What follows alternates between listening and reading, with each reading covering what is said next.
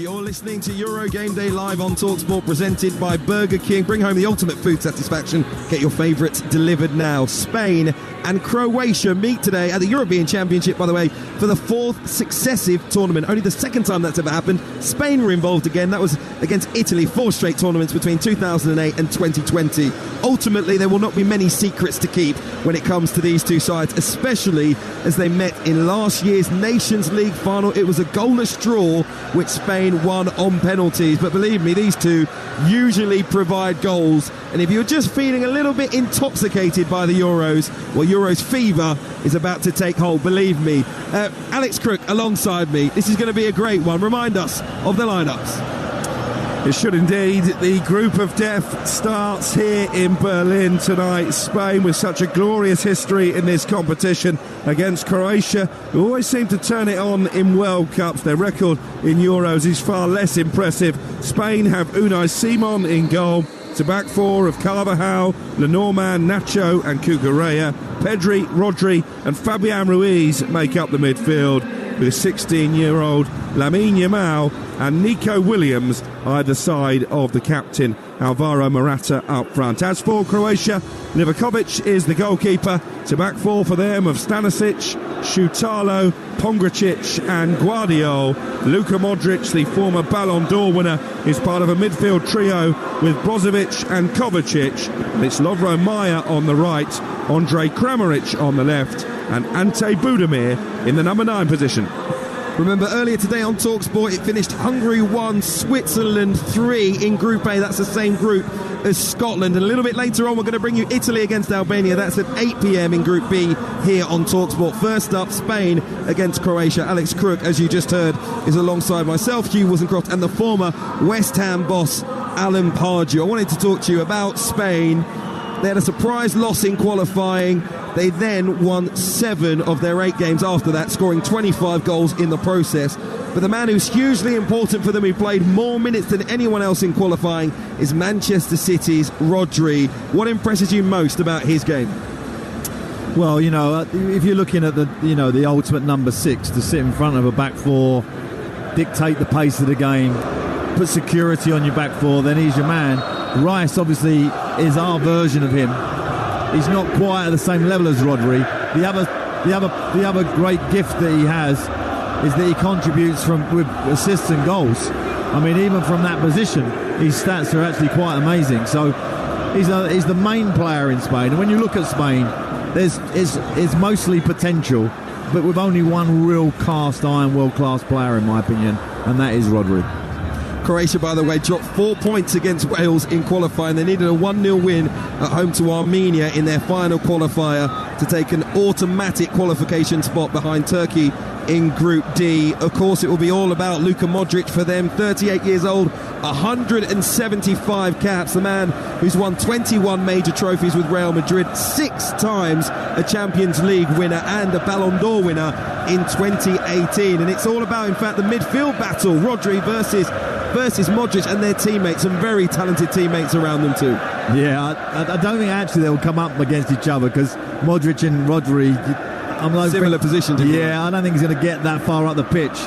But when he does, he's so effective. I mean, this whole stadium, like, we were coming in and everyone's got a Modric shirt on. Yeah. It's like just ridiculous. It's like, you think it's like his last ever game for Croatia, but this might be his last tournament. So, as we were saying earlier, I think there is probably a belief in that Croatian squad to try and win this for him. And he has that charismatic kind of way about him to carry this team. And of course, the quality, we know, there is no doubt. And he can influence this game. And he will probably be the most important player that Spain have to tie down and get some pressure on. Because if they don't, he'll dictate the game. And it'll be a big, long afternoon for Spain. Just very quickly on the youngsters, Lamine Yamal, of course, lots of focus on him, but you've played in big games, you've managed FA Cup finals. How did you keep the young players calm for something so big? Yeah, I think most young players don't have no fear. You know, there's no, like, they've not had those great sort of periods of disappointment of an injury or a defeat in a final. So it's all kind of new to them, and it's like, you know, it's actually just trying to suppress them a little bit and make sure that they're calm, because you can get hypertension, and that sort of will affect their play. Yamal's played 50 games for Barcelona, so I don't think he's going to be in that mode. Even though he's 16, I think he's quite a calm player. It'd be great to see him. It's a great showcase for him. You know, Ronaldo's coming to the end, Messi's coming to the end. Yamal is potential player who could possibly take that mantle in years to come. Could be the future of the game, Lamine Yamal. So excited to see how he gets on at this tournament and to see his talents firsthand here this evening. I've got to say, Croatia have taken up, 85% of the seats in this stadium. You can see some red and yellow shirts and those Spain flags away to our left-hand side. In fact, a giant Spain flag just unfurled at that end of the stadium. We've got a huge Croatia flag at the other end, a big circular flag, if that's a thing, in the middle of the ground covering the centre circle, which has the Euro 2024 trophy on top of it as the players line up in the tunnel. I can see them on the screen in front of me. There are a few furrowed brows here. It is about handling the occasion. This is an incredibly difficult group, Alan. It is kind of the group of death, as you always get that every tournament, but this is the toughest group. Do not lose today. Just do not lose. I think that's very, very important, in a game of this kind of magnitude, not to lose and get that bad feeling. I just wonder if the mindset, because there's every chance that 3 teams will qualify from this group, is a little bit different. We saw that with Germany last night. Usually opening games, particularly the opening game of the tournament, can be very cagey. But I almost felt like they played with the shackles off, knowing that actually if they did drop points, they've got plenty of time, more time than usual, to make up for it. Yeah, that's true. I'm not a great lover of that third place rule that they've got in this tournament. It kind of gives you a backdoor sort of entry to the finals, the knockout section. But both these teams, I've got to be honest, I can't see either of them winning it. I don't think they've got enough in the group in their first starting 11 to win the trophy. But their record suggests that they can go mighty far. And the two teams have now begun to make their way out onto the pitch. Croatia, of course, led by the legend Luka Modric and Alvaro Morata, a rival of Real Madrid, of course, and Modric at Atleti at the moment leads out the Spanish side. A big onus on him to deliver goals, aside from Kylian Mbappe and Ronaldo and Antoine Griezmann. No one has scored more goals at major tournaments in the last 2. The thing is, he hasn't really scored them at the business end of the competition. Will he deliver for his nation this time around as the stadium begins to go quiet now for the national anthems? Starting with Croatia. We begin with Croatia, our beautiful homeland.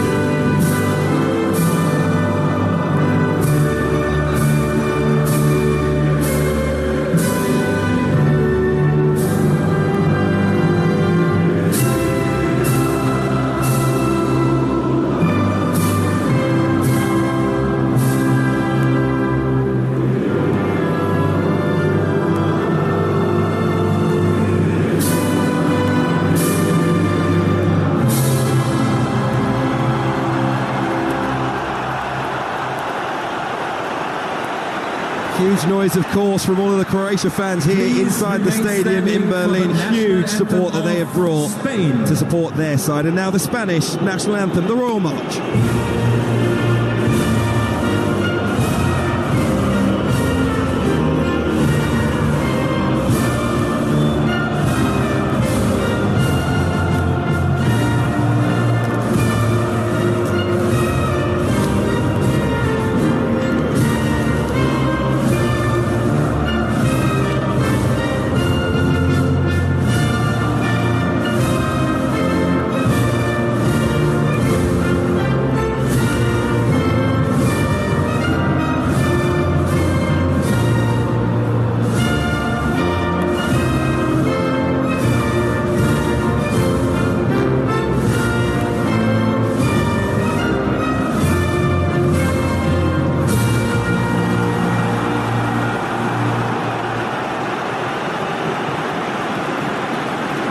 Not much more to say, but I will ask one more question of Alan Pardew, and that is, of course, what are you expecting to see, particularly in this first 45 minutes from both sides? Well, what you know in Croatia, and always from the Balkan states, they have tremendous technical talent. And so this game is very much going to be about the control of the game. Who's going to grasp it? We've had a little tip-off that we think Croatia might let Spain dictate a lot of the game and look to hurt them when they overexposed. So that'd be interesting. I think there's a new look to Spain in terms of, really kind of having a lot of pace in the team and committing bodies forward. So I think that's a fairly good tactic and a wise tactic from Croatia. So it'll be interesting to see how this first period unfolds. As I say, for me, just the experience Croatia, and actually you can't quite, it's very difficult to explain to everybody back home that this is like a Croatian home game. It's going to be really powerful for them. We may as well be in Split at this point in time, because it is like a Croatian home match. They're already setting off the smoke bombs. They're bouncing up and down at their end of the pitch. There's a few little drinks from the players. It's clearly warm down there at pitch side, and they're just about to get underway. A poignant time for us to be with you inside the Olympia Stadium in Berlin. Once the images that we thought would divide people, I think today and over the coming weeks we will see sport unite us once again. An honour, a privilege to be with you on Talksport for Euro 2024. Remember, Italy versus Albania from Dortmund live here this evening. Before then, though, Group B starts with Spain against Croatia. Your commentary team, the former Crystal Palace and West Ham boss Alan Pardew, and Talksport's Alex Crook. Thank you, Hugh. Very good afternoon, everybody. Every international tournament needs a group of death, and this is surely the 2024 edition, featuring 3 of the top 10 in the FIFA rankings. Spain, 3 times European champions and semi-finalists at the last Euros, take on a Croatia side who finished 3rd at the Qatar World Cup. Both teams know they have the prospect of clashes with holders Italy and potential dark horses Albania to come, meaning neither can afford an opening day defeat. They're also familiar foes, meeting at each of the last 4 Euros and in last year's Nations League final, when Spain emerged victorious on penalties. There are 5 survivors in the starting lineup from that triumphant team, with 16-year-old Lamine Yamal among the notable additions. Aymeric Laporte has a muscle issue, so Nacho starts in defence at the age of 34, so at the opposite end of the career spectrum. Same can be said for many of the Croatia squad, including Ivan Perisic. He's fit enough only for a place on the bench, and it will be Luka Modric and Croatia who get us underway here in Berlin on a gorgeous afternoon. The sun beaming brightly down. Croatia in their red and white check jerseys, although slightly larger checks than we're accustomed to. White shorts, white socks, shooting from right to left. Spain in the red shirts, navy blue shorts and red socks, will attack the goal away to our right, and there is Modric straight away looking to poke a ball forward to Budimir, leading the line up front for Croatia. It's run back by Nacho, and as the smell of smoke from the pyrotechnics led off by the Croatian fans wafts around this Olympic Stadium, Spain have possession. Alan Pardew on the edge of their own penalty area. Yeah, it's interesting. Croatia, as we might have suggested, just sitting off them a little bit, looks like they're gonna just let them dictate control at the back, not really put them under too much pressure, and then when it gets into that midfield, that mid zone, really kind of apply some pressure. So let's see how that unfolds. There's the mop here, Cucurella making his competitive debut for Spain tonight. The Chelsea left back plays the ball into the ever unflustered Rodri in midfield. And now first touch of the tournament for the 16-year-old Yamal. Big roar goes up from the Spanish fans over on the far left of this Olympic Stadium. Spain passing the ball around for fun in the very early exchanges here on Talksport. That's no surprise, really. Alan Pardew has already alluded to it, that Croatia are happy to surrender possession and try and hit Spain on the counter as those 2 fullbacks, Carvajal and Cucurella, come forward. They've actually had more possession, Spain, than their opponent in their last 136 competitive matches. That is an extraordinary stat. That is amazing. They had half a chance there, actually. Williams' pass wasn't good enough. Yeah, I mean, they're masters at, retaining the ball and kind of ticking it over in tight areas and starting to grind you down as a team, start taking away all your ambition with their constant possession. And it's something that most international teams now are used to when you play Spain. And it looks like Croatia have just gone into that mode of like, okay, we know what you're going to do.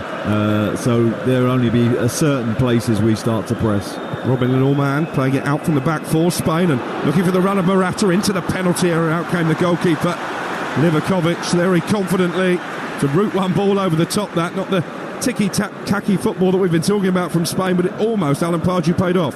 Yeah, the keeper just had a slip, actually. It was going through to him and he just slipped and you thought, oh, maybe Morata will get in. But it was just too long. Think forward for Croatia by Pongracic into the centre circle. The referee Michael Oliver has spotted a foul on Lovro Majer. What an atmosphere these Croatian supporters are generating. It's brilliant, isn't it? It really is. Hopefully that's coming across to you guys listening back at home. The second of our 3 live commentaries from Euro 2024 on this Saturday afternoon. A sizzling Saturday. Still to come, Albania against Italy, the other game in this group already.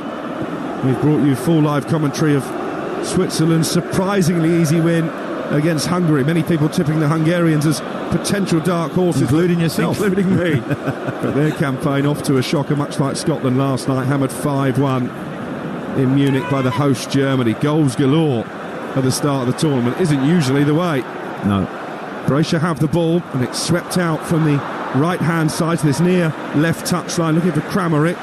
Well defended by Dani Carvajal, their experienced right full-back for Spain, scored in the Champions League final for Real Madrid just a couple of weeks ago, and Spain now quickly turn defence into attack, and they're looking for Yamal, who started confidently, the teenager on this right-hand side, running at Guardiola, crossing left-footed, blocked by Kramaric back doing his defensive duty, but they've kept it alive here, Spain, and the ball was threaded into the penalty area by Fabian Ruiz. He had 3 players ahead of him. They weren't quite on their toes, and in the end Livakovic, the yellow-shirted Croatia goalkeeper, gathers that pass from Ruiz pretty comfortably.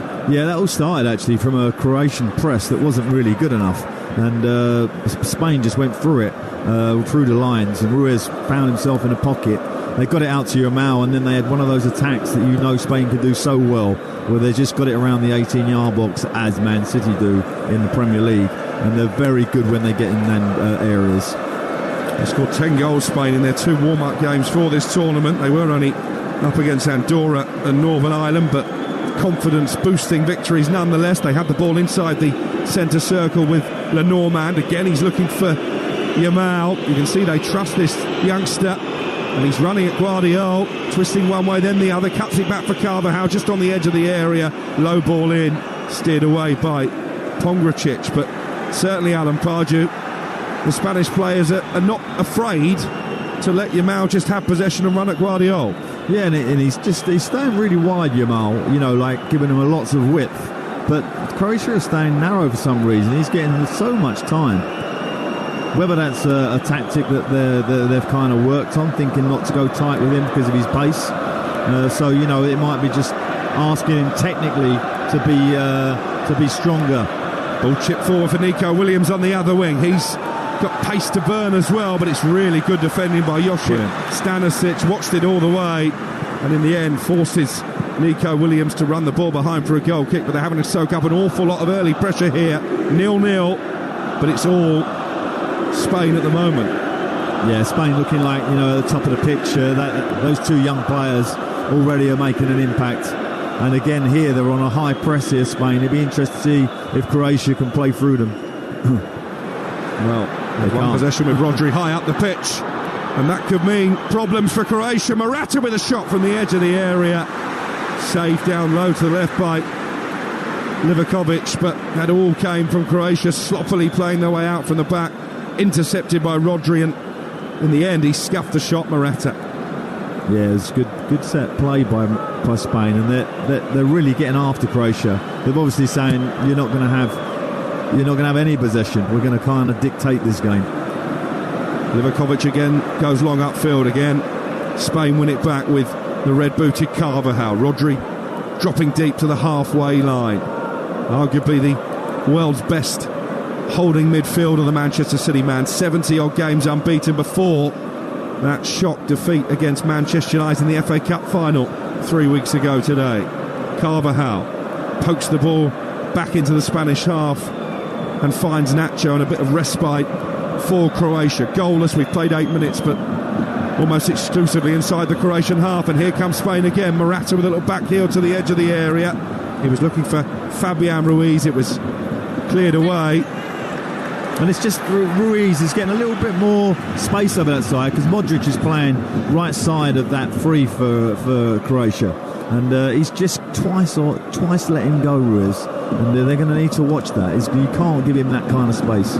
Everybody bar Unai Simon, the Spain goalkeeper, inside the Croatian half, right in front of us here at the Olympic Stadium in beautiful Berlin. A really warm afternoon, the pitch looking resplendent. Here's Nico Williams running at Stanisic again down the Spanish left-hand side. Both those wingers either side of Morata, so dangerous, so quick. Certainly these Croatian fullbacks are going to sleep well tonight at their training base, around about an hour and a half from here, Lakeside training campus. Hope they've got plenty of rest in the build-up to this game. Here's Carvajal, because Spain continuing to pass the ball around at will, live on Talksport. Nacho on the halfway line. Fullaroja plays it forward in towards Pedri, and he quickly sweeps it out to that left-hand side. Nico Williams dispossessed. And Shutalo, a little Cruyff turn inside his own penalty area. The Croatian fans enjoyed that, and it was effective. And then it's booted up in the sky by Livakovic, the goalkeeper. 0-0. I mean, they're struggling to get 4 or 5 passes, Croatia. You know, there's good pressure from Spain.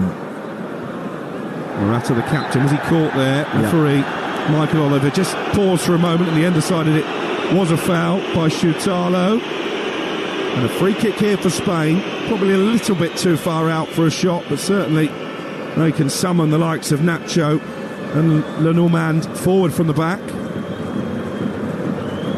We've got an all-English officiating team out on the pitch there. Michael Oliver, the referee, and 2 Premier League assistants as well. Always an honour to be asked to come and take charge of matches at a major tournament. Michael Oliver will be hoping for a quiet afternoon. Particularly if he's going to Croatia on holiday. Which I'm told is a lovely part of the world to visit. Absolutely. Nico Williams stands over the free kick. He's going to dink it into the penalty area. It's a poor effort, actually. There were 4 or 5 red shirts to aim at. The ball over the heads of them all and behind for a goal kick. Set play is so important in these tournaments, and you can't afford to waste any of them. And that was a real waste from Nico Williams. I'm not sure exactly what he was trying to do there.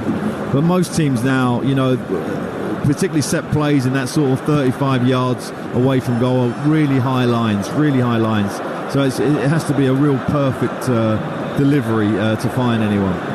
Here's Modric. Haven't mentioned the Real Madrid man on too many occasions in the first 11 minutes. Here he just plays the ball against Nico Williams and is happy to win a throw and just slow the tempo of the game on what is, as I mentioned already, a warm afternoon. And this Croatian side certainly one of the older average starting 11s in the tournament. They're going to want to try and play as much of the game at their own pace as they can, but at the moment Spain aren't allowing them that privilege. Rodri into midfield, and Nacho with time to lift his head and plays the ball out to Marc Cucurella, who had a really good end to the season at Chelsea after what's been a difficult couple of years at Stamford Bridge.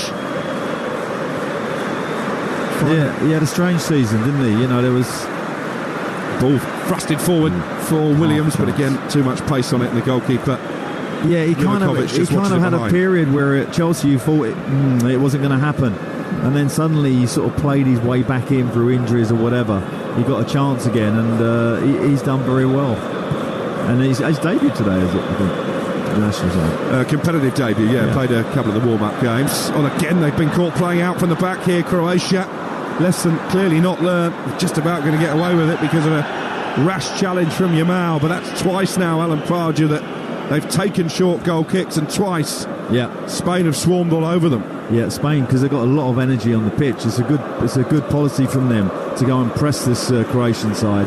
And as you say, Modric has hardly featured at the moment. He has played the ball out to the right-hand side, and Stanisic, though, and a rare opportunity for Croatia to come forward. Goalless on Talksport. We've played 13 minutes in the Olympic Stadium, Berlin. Don't forget, we got England's first game live from Gelsenkirchen tomorrow evening as they take on Serbia. Stuart Pearce, former England fullback, amongst the commentary team. Adrian Durham on hosting duty. Later tonight on Talksport, we've got the second game in this group as Albania take on Italy. Italy, the defending champions. Nobody seems to be fancying them to retain the trophy either. It's strange that this is the group of death, really, because all three teams, although obviously big names, Croatia, Spain and Italy, not really fancied to win it. No, probably with questions to answer. Here's Modric. Certainly he hasn't got any questions to answer after what's been a stunning career for club and country. His 176th appearance tonight, and he's helping Croatia get the ball forward into a dangerous area. It was a poor take from the sky by Guardiol, well forward, and the ball is behind for a goal kick, and that will frustrate Zlatko Dalic, the Croatian manager, who stands arms folded down below us in his all-black suit with those TV presenter pumps on his feet. The first Croatian manager to take charge of the national team at 4 different tournaments. Done very well, hasn't he? He will be concerned at how the opening 14 minutes have panned out. Nico Williams has been flagged for being offside, I think, there in the centre circle. He's trying to play the ball out to Yamal on this right touchline. 0-0 the score. Yeah, I mean, you know, if I was a Croatian boss, I'd be quite happy with this last couple of minutes. They've just started to get some passes in. Modric has had 3 or 4 little 1-2s with the back 4, just getting a feel of the ball, sort of growing into the game a little bit. But again, they've given it away. And again, Spain can capitalise. Yamal gets the ball onto his left foot. Oh, he just slipped as he went to strike it. Deflects off one of those Croatian defenders, Pongracic, and cheaply into the arms of Livakovic, the goalkeeper. That could have been a big moment. Yeah, actually, it won't make his show reel for sure. It was like a toe punt that didn't come off. But I think he'll have better moments in the tournament.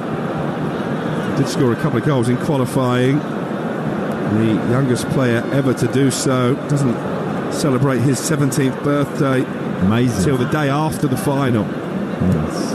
Incredible age. Doesn't look like a 16-year-old, does he, in terms of his stature either. Quite stocky, broad shoulders. Here come Croatia on the counter-attack, and the ball is flicked forward towards Budimir. The goalkeeper, Simon, had to come a long way off his line there to head it behind. Again, it was just a punt upfield that almost caused problems. Here's Modric. Plays the ball out to the right-hand side. Stanisic content to let it go out for a throw because it deflected off a Spain player. Was that just a lapse of concentration almost at the heart of the Spanish defence? Yeah, they're just a couple of moments that Croatia have created suggest that they're going to create in this game. I'm not completely convinced about Spain's back 4, but their press is good, you know, and at the top of the pitch when it comes down this end, down Croatian's defensive end, they look a threat. So for us, you know, as neutrals, I think we're going to get some goals here. Brozovic on the halfway line for Croatia. Plays his club football alongside Cristiano Ronaldo and Al Nassr over in Saudi Arabia. Brozovic, he's played it back into the Croatian half, and it just does feel like they've got a bit more of a handle on this game in the last 4 or 5 minutes, having been totally outplayed for the first 10 without Spain creating too many opportunities. Yeah, a couple of turnovers where they've had half chances, Spain, but that's all. Stanisic plays the ball forward to Maya as the Croatian roar goes up again, and that was clumsy from Kukureya, right on the edge of the area. Maya upended. A free kick here, right on the corner of the 18-yard box. Needless foul, wasn't it? No need to make that challenge, and he's now put the back 4 of Spain in a really awkward situation, because that's a great position for Modric to deliver.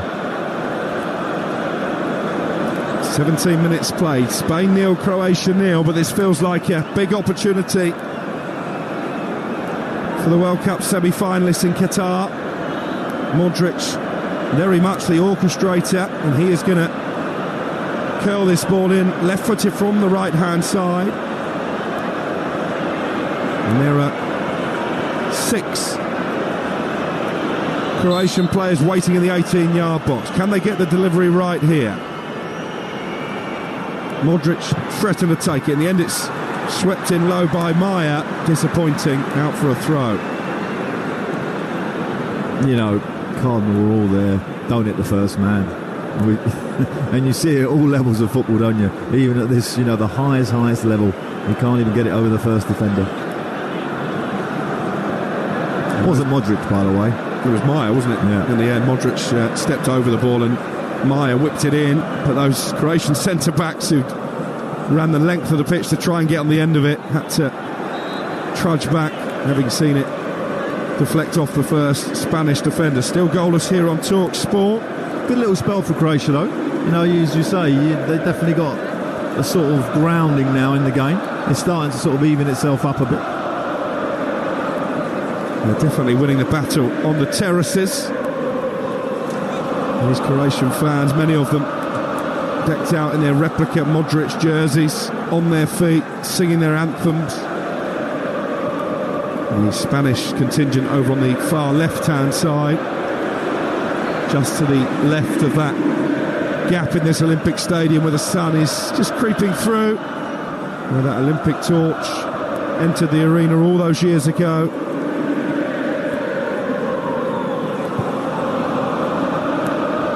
It was a venue steeped in infamous history, and there are nods to it everywhere you look, with the giant blocks of stone that make up many of the stairwells.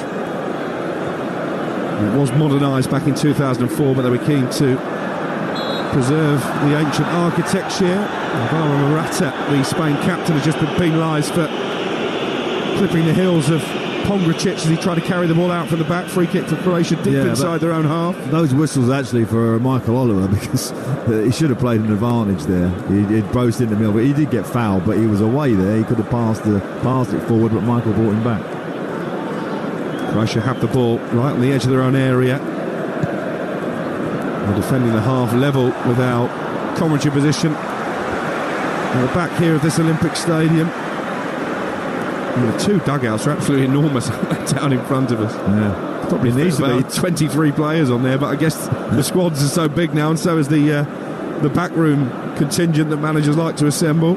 It was almost like an NFL game, wasn't it, at the start? We had like 52 players on the pitch warming up.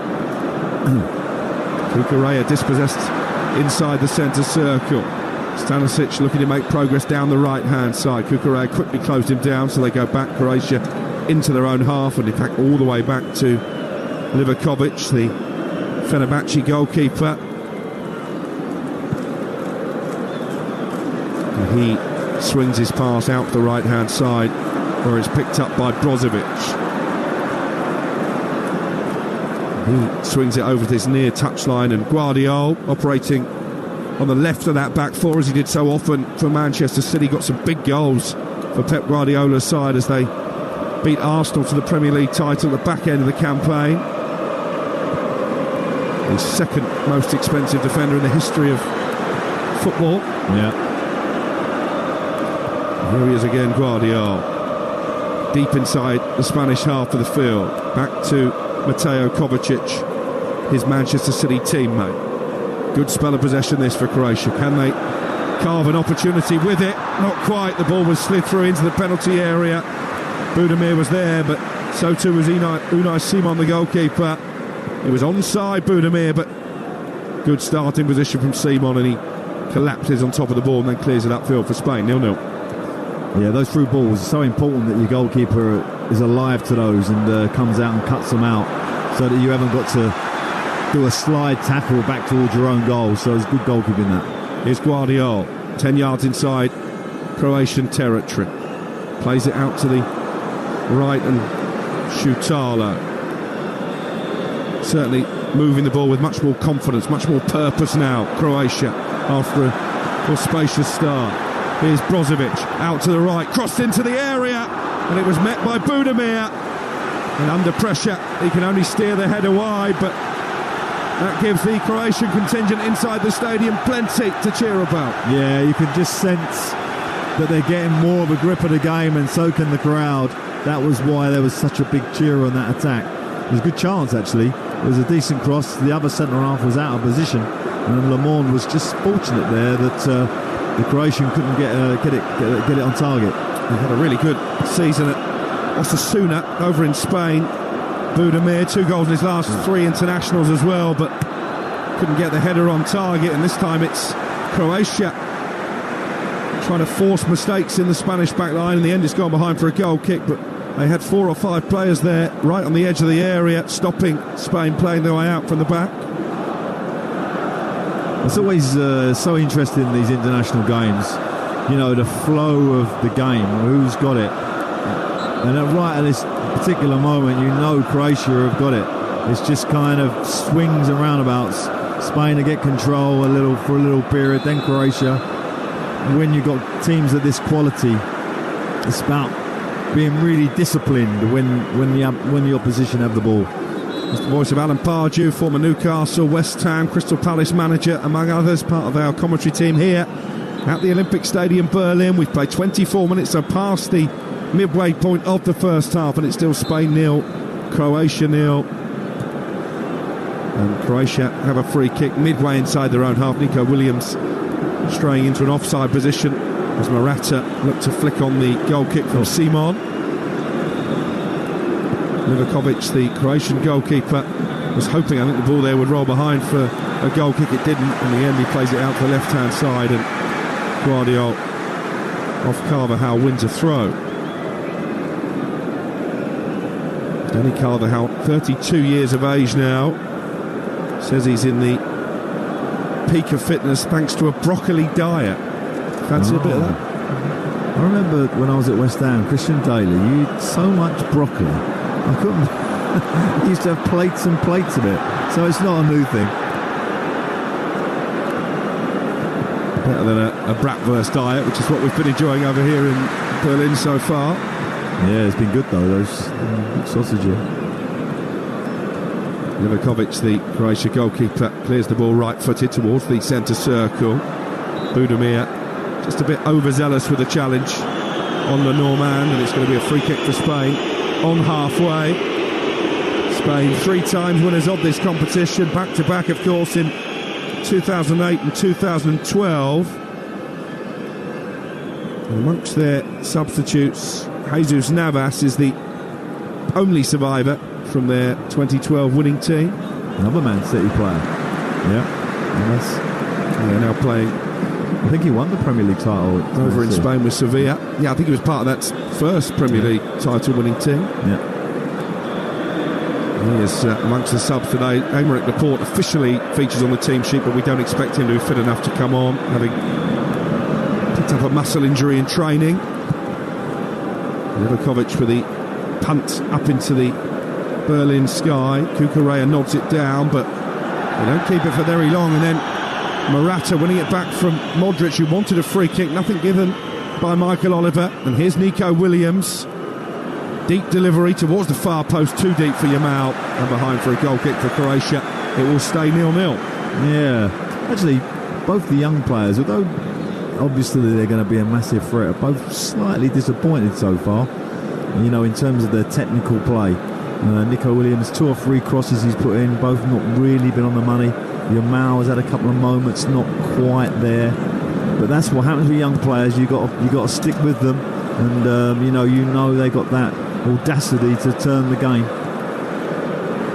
I do wonder if this could actually end up being quite a low-scoring group. We've talked about Morata. He actually averages a goal every 2 games for Spain, but a lot of them come against the minnows in qualifying. And he's had some terrible stuff in Spain, hasn't he, social media-wise, when he missed a couple of big chances. I was reading, that he doesn't actually want to play in Spain anymore. It's strange, really, and horrible to hear that. Yeah, I think he's also aware that Atletico Madrid are actively looking for replacements, and he's got a bit Erik ten Hag, really. He said, if they don't want me to score goals, I'll go and score goals for somebody else. Yeah. Which I guess is the best way of addressing your critics, but There's question marks about Spain up front. The same, I think, can be said for Croatia. Italy, to me, don't seem to have an out-and-out goal scorer, and Albania scored very few goals in qualifying. So this group could be decided on small margins. That's why this opening game is so important for both countries. Yeah, the margins are always tight, but when you haven't got an out-and-out goal scorer, they do become that much tighter. You know, obviously England has the luxury of Harry Kane, and you like to think he might put some daylight between those margins. And Germany spread their goals around last night against Scotland live on Talksport. Yeah, excellent, were they? Musiala, particularly impressive. Germany will go again in midweek. So too will Scotland. And they take on Switzerland, who beat Hungary earlier today. That's on Wednesday night live on Talksport. And you feel they're going to need a positive result to avoid yet another early exit from a major tournament. These two usually get beyond the group stage, although when it comes to the Euros, that's where it ends for Croatia. They have struggled to get past the first knockout round in the European Championships, despite the fact they've been so good in World Cups. Twice finishing third. Here comes Spain. Ball slotted forward for Morata. Timed his run. Morata one-on-one with the goalkeeper. And Alvaro Morata with a captain's goal slots Spain into the lead. Well, that is certainly one way to silence your critics. He was already Spain's record goal scorer at European Championships, and he's just added yet another. It was just a route one ball. Yeah, it was from the centre circle. Morata clearly onside, in between the two Croatian centre-backs, and he kept his composure, and he fired beyond Livakovic to make it Spain 1, Croatia 0. I mean, that's a rare goal at international level. I mean, that's just such a simple ball. You know, it's just come straight through the middle, and the two centre arms found themselves square and too high. And Morata's just got a free run at goal. He's like 35, 40 yards out. He carries it into the box, takes his time, relaxes, left foot finish, right side of the goalie, and Spain lead 1-0. And those Croatian supporters who've been loud and proud to this point, all of a sudden are sat rather solemnly in their seats at the Spanish fans, all in red and yellow, away to our left-hand side, who are celebrating. They were hoping and praying, I think, that the offside call would come, but he clearly was the right side of the Croatian back line. They were caught flat-footed, and Spain have the breakthrough. They lead here by a goal to 0 in Berlin. From the captain, the guy who was all about social media. I wonder what the social media is saying about him now. Here come Croatia looking for an immediate equaliser. Kovacic, edge of the penalty area, shoots left-footed. Comfortable save for Simon. Down to his left, the effort from Kovacic, having carried the ball a long way, lacked any real conviction. Yeah, and the two Spanish centre-backs again dropped off a little bit too much for me there. You know, I said earlier in the tie we might get goals in this game, and they had a great chance there, Croatia, straight away. Well, they're going to have to come out now, aren't they? They can't afford to sit deep and allow Spain to continue to dominate possession. You talked about Luka Modric, by the way, and his lack of influence on the game so far. The number crunchers tell us he's only touched the ball 14 times in this first half. 31 minutes gone. Croatia 1-0 down. Yeah, they have lacked control, but they've had moments in this game. I mean, it's been fairly even. I mean, the goal was a complete gift, really, for Spain. So they have their noses in front now, and Croatia got it all to do. Luis de la Fuente, the Spanish manager, has already won the European Championship for both under-19 and under-21 level. He'll be delighted that his team are in front. And here's Yamal looking once again to run at Guardiola into the penalty area. Turns one way, then the other. He was looking to cut it back for Nico Williams, just couldn't get through a very crowded 18-yard box, but he's still got the ball, Yamal, and he's kept them on the front foot here, Spain, and they might get a shooting opportunity. Ruiz skipped away from a couple of challenges, and then he fires left-footed into the bottom corner, and in double quick time, Spain double their lead. Fabian Ruiz with a finish after some fancy footwork makes it Spain 2, Croatia 0. What a goal that is. I mean, Yamal does so well out here on the left side. It's a switch of play, and Yamal does, really what he does. He comes in on his left foot, dances a little bit, but he gets a pass into Ruiz, who's caused a lot of problems in that pocket on that left-hand side, and his feet are phenomenal. He skips past one, brings it back. We're just seeing the replay now. He has a chance to shoot. He cuts back, shoot again, no, cuts back, and then a left foot driven low ball down in the bottom corner. What a great goal. Possibly the best goal of the tournament so far. 2 goals in 3 minutes, and Spain in control of this opening day game in Group B. You have to say now, it feels, Alan Pardew, a long, long way back for Croatia. Absolutely. I mean, the first goal, as I say, was a goal that they won't be pleased with Spain, but Croatia. But the second goal, there was real quality from Spain in that. That was real great technical play. And again, Croatia get a chance. Right from the restart, Guardiola, edge of the box, plays it into the penalty area, and they're going to get a shot off here towards the bottom corner, saved by the goalkeeper, and then fired into the side netting by Maya, and half the ground, when they saw the net ripple, thought they were back in it. The initial effort from Brozovic was well saved by Simon. And I wonder if Maya needed to go across the goalkeeper. It was a very tight angle to try and turn in the rebound. Well, it's a terrible effort. I mean, he only needs to take a half second longer. He's got the whole goal to shoot at. If he goes across the goal, he hits it at the near post, and it's just off balance. It's horrible. But twice now Spain have taken goals, and both times they could have conceded straight after. Yeah, big chances for Croatia.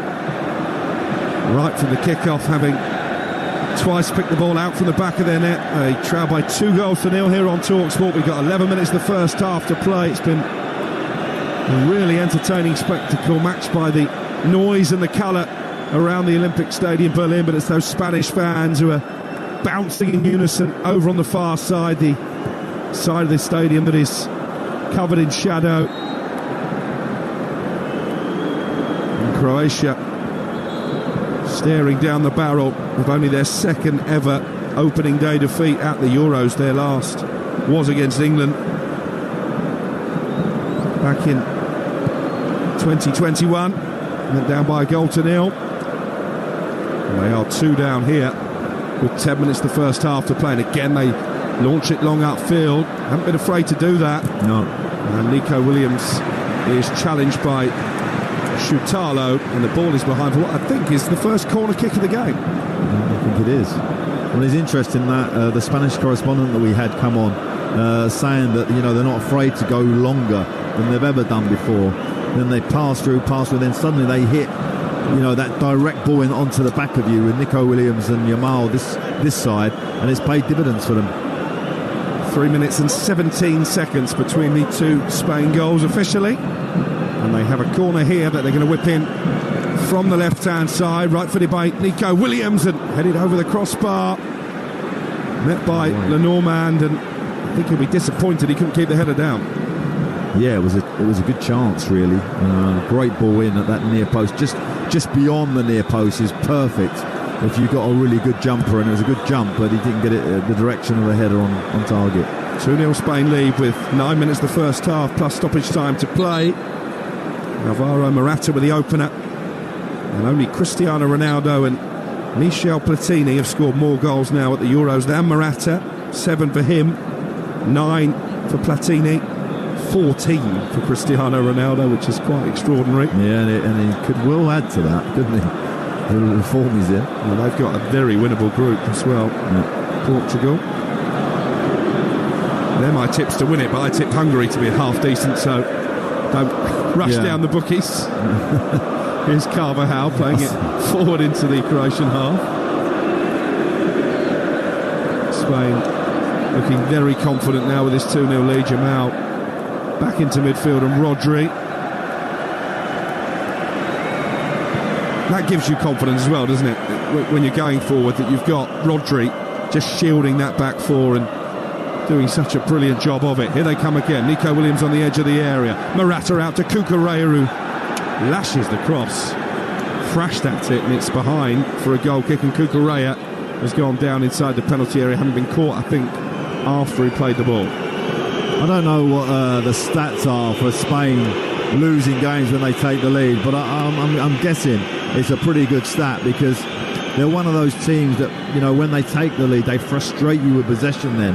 And that's when you start coming out of your pockets, starting to put, you know, you feel like you've got to put some pressure on them, and then they cut through you again. I mean, it hasn't got to that stage just yet, but that's why Spain over the years have always been good when they've taken the lead. Well, they've only lost one of their last 12 group games at the Euros. They've also won 7, drawn one of their last 8 competitive matches, so they're coming here banging form.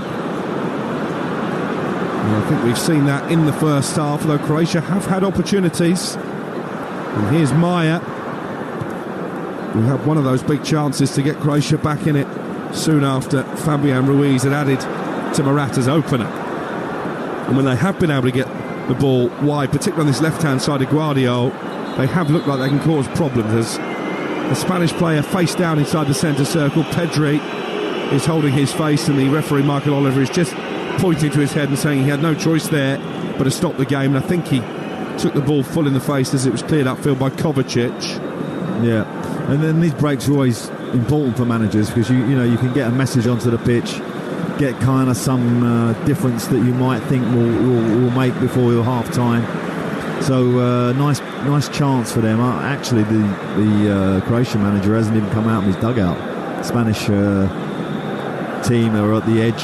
We're just giving out a few instructions. Probably, I would suggest, just get us into half time. Don't do anything ballish. We'll take that 2-0.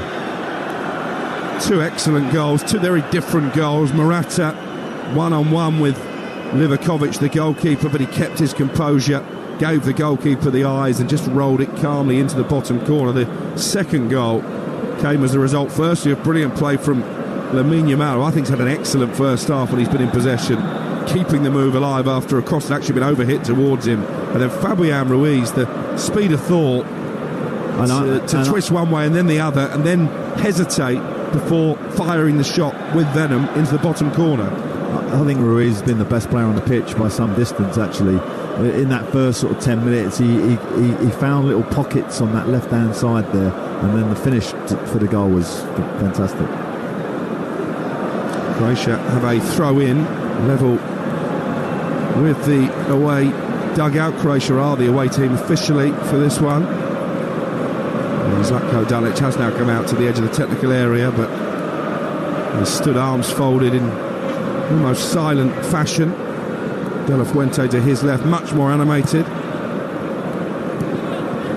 The man tasked with overseeing this Spanish rebuild. As Livakovic, the Croatia goalkeeper, plays the ball long upfield, but it's well won by Lenormand. Modric trying to bring it down. He plucked it beautifully from the sky and was then barged over by Rodri, so it's going to be a free kick for Croatia. They've done a good job on Modric, haven't they? You know, whenever he's been in possession, there's been Spanish players around him, fouling him, getting round him, making him uncomfortable. Modric with the free kick, plays it out to the right-hand side, and Brozovic. Opportunity here maybe for Maya to get across into the area, but only Budimir to aim at in the centre, so they're just going to hold on to possession here, Croatia. Try and look for little gaps to play in. Haven't been able to find too many gaps in this Spanish back line. We've got 4 minutes of the first half to play. It's 2-0 to Spain. For those of you just joining us on this Saturday afternoon, opportunity here for Maya inside the penalty area. He crosses it right across the 6-yard line. It's fired towards the far corner by Kramaric, and any kind of touch and the ball would have been in the back of the net. It was a foul, actually, that was played on. It's Josko Guardiola who got the shot away. Yeah, and Guardiola hits it well into the ground. It goes heading towards the far post. Keeper misses it, and the striker misses it as well. It was Budimir coming in, if he'd been able to get on the end of it. Missed it by about a foot. That's the third good opportunity that Croatia have created in this first half. Despite the fact that Spain have had probably 75% of possession, they have had chances. Yeah, you can't say this game is over. I mean, because Croatia, as you say, created 3 clear chances and had control of the game in periods. Will he be disappointed, Dalic, with the defending, particularly for the first goal? The first goal, for sure, yeah. Yeah. And again, those are the small margins that we were talking about. Yeah. If I was manager of Gillingham, I'd be unhappy with that goal. Croatia. Spain trying to pressure Croatia inside their own half. Luka Modric, who never really shows any signs of being under pressure, finds Guardiola. They can't keep it. And here's Rodri for Spain. Oh, feels like he was dragged to the ground, but the referee again was right on the spot. Michael Oliver says play on. And here is Cucurella. He plays the ball out to the left-hand side, and Nico Williams, who is content to win a throw, and that probably backs up what Alan Pardew was saying, that the message from De La Fuente would have been just make sure we get through to half-time with this 2-0 lead intact. A massive mental barrier that will be if you can get in and not let them have a chance as well now, you know, because you don't want to give them any hope. Let them go in and just dwell on that 2-0 lead that we have. It's a lovely feeling. They have kept clean sheets in 6 of their last 8 Euros matches, Spain, so 2-0 feels significant. With that in mind, Fabian Ruiz scored the second Spanish goal, drops deep into his own half and allows Nacho to carry it forward, and Cucurella's got some space down the left. Nico Williams wanted the ball played early, and Cucurella delayed the cross. In the end, it looped off Stanisic and kindly into the arms of Livakovic. I think if he had gone early, Nico Williams would have possibly had a clear run at goal. Yeah, and also he almost pulled that back for Pedri there as well. Pedri was in oceans of space, and the defender just cut it out. He's actually been the quietest of the midfield trio, hasn't he, for Spain? Yes, Pedri, the Barcelona man, Rodri and Fabian Ruiz, much more influential to this point. We've got a little over a minute plus stoppage time to play in the first half. It's Spain 2, Croatia 0. Second of our 3 live commentaries here on Talksport on this first Saturday of the Euros. Coming up later, we've got Albania taking on Italy. That's the second game in this group already. Switzerland have beat Hungary in Germany's group. Here's Maya, left corner of the penalty area for Croatia. They're going to try and get a goal back here before half-time if they possibly can. Kramaric urged to shoot by the Croatian fans. He does so from a long, long way out, and it was always wide. Yeah, it wasn't troubling anybody. And Spain will be happy with that. They start shooting from that distance, so you can see that there's a real discipline about Spain just to see this through this period. What have we got? A minute left. Yeah, we're about to find out actually how many added minutes there will be. The 4th official, Anthony Taylor, another Premier League representative, is just tapping away on the electronic board. Did have that slight stoppage because of a head injury for Pedri, but didn't take too long. Very nice Simon with the ball forward. Flicked on by Morata, the Spain captain, score of their opener, nerve-settling opener. 2 added minutes is the verdict. 2 minutes for Croatia to give themselves way back into this game before half-time, and they're streaming forward, the red and white Czech jerseys. Kramaric crosses towards the penalty area, headed away. Modric brings it down beautifully again. Yeah, he's got 2 Spanish players quickly around him, but that enables space for others. And it's Mateo Kovacic with a right-footed curling effort, but well wide of the top left-hand corner, which is what he was aiming for from 22 yards out. 2-0 Spain. Yeah, some crisp passing as you'd expect from Croatia, trying to make something happen before half-time. But again, a shot from distance. They should, perhaps get another pass in, try and probe a little bit more, work on the nervousness of Spain, trying to guard that 2-0 lead for half-time. And it does make you edgy. You just want to get in now, when you've got a lead like this. It's only 1 clean sheet now for Croatia in their last 13 games at the Euros. I mentioned already their record in this competition compared to World Cups is pretty average. Here's Nico Williams into the penalty area, trying to cut the cross back for Pedri, and it's steered behind by Pongracic. Again, Nico Williams very lively, coming over the right-hand side this time. Almost picking out his teammate in the centre. He does that well. He comes off that left flank and goes right across the middle of the pitch and ends up in the middle of the goal. He And again, a great opportunity there. Just couldn't get his crossing. So Spain have a corner in stoppage time at the end of the first half. They lead by 2-0. Taken short. Nico Williams to the edge of the area.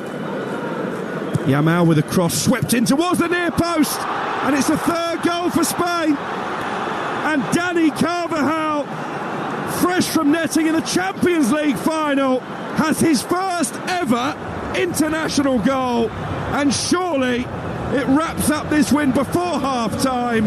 It is Spain 3, Croatia 0. That was a corner routine right from the training pitch.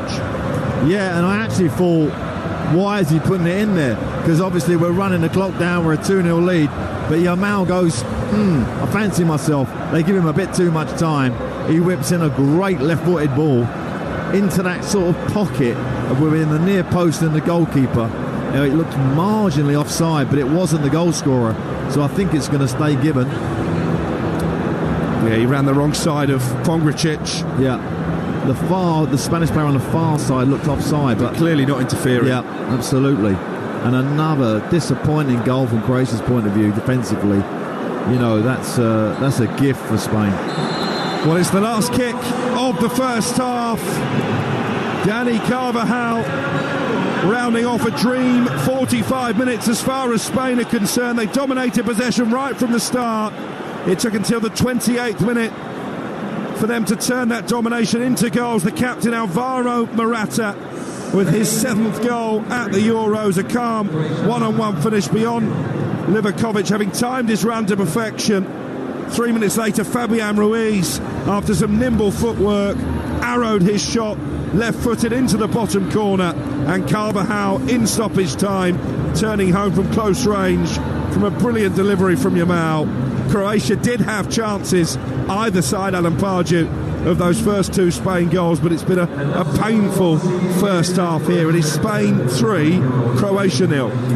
Well, we wondered, didn't we, if the youthful energy of this Spain side would be the difference here in Berlin against the veterans, the likes of Luka Modric in that Croatia midfield.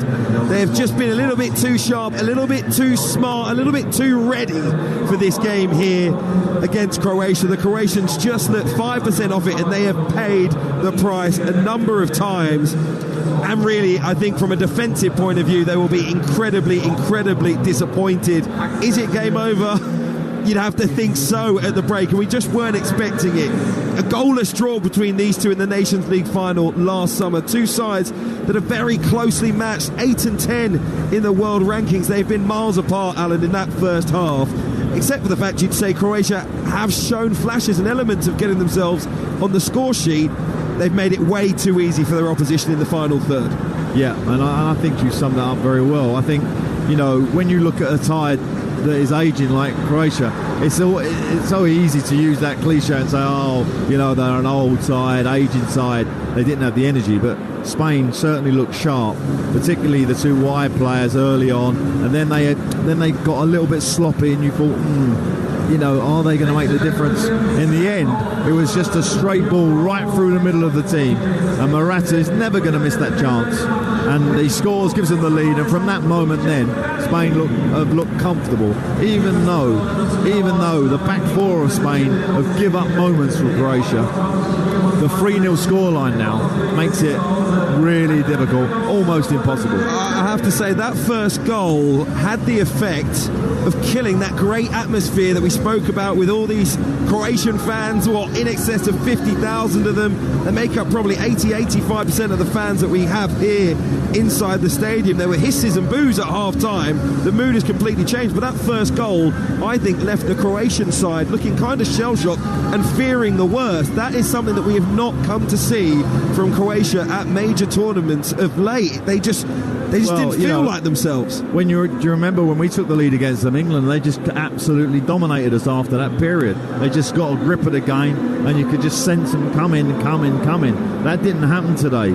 They didn't get control. They had a moment straight after the goal, and then Spain again started to dictate. I mean, Ruiz has been absolutely brilliant in that left channel, and his second goal probably is turned this game for Spain to get the victory. The Morata goal came on 29 minutes, as you mentioned, a criminally high line as he ran in behind to put Spain ahead. But that high line was exposed again, this time down the flank by Yamal, who showed maturity with the ball, I have to say, in advance of his years. Remember, just 16 years old today, the youngest player ever to appear at a men's European Championship.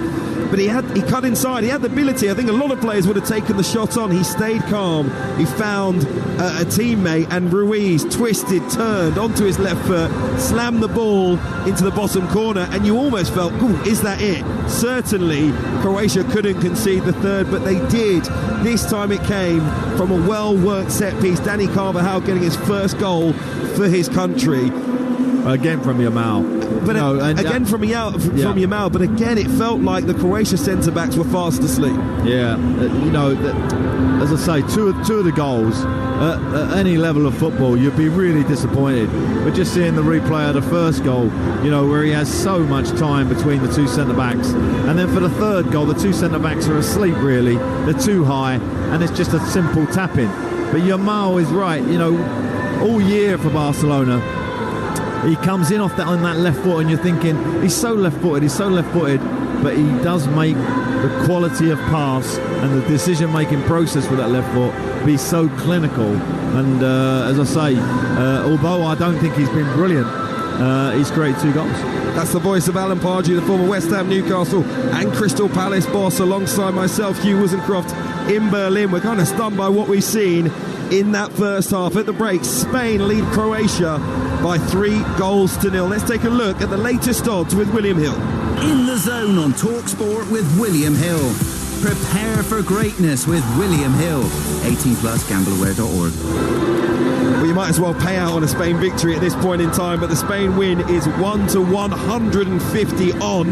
The draw 45 to 1, and for Croatia to come back for a miracle victory from 3 goals down is 90 to 1. Maybe more likely, final score Spain to win by 5-0 is 9 to 1. That was a look at the latest odds, all thanks to William Hill.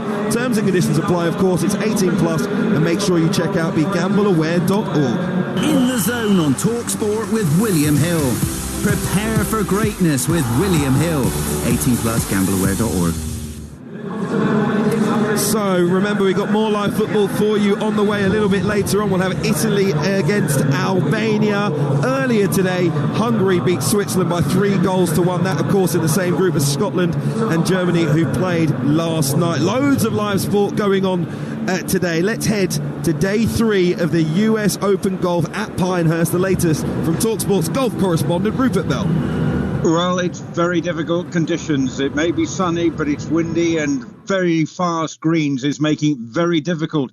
Over half the 74 players have teed it up on this third day, and only 4 are in the red numbers. So that just shows you what a demanding test Pinehurst is proving to be. So anyone who can boast a sub-70 score will find themselves going up the leaderboard. Ludwig Eiberg, the 24-year-old, trying to become the first debutant to win the US Open since 1913, is 5 under par. So impressive over the first 2 days. This is only his 3rd major. But as I say, he's going to have to really keep his head if he wants to stay out in front. Bryson DeChambeau is among the closest pursuers at 4 under.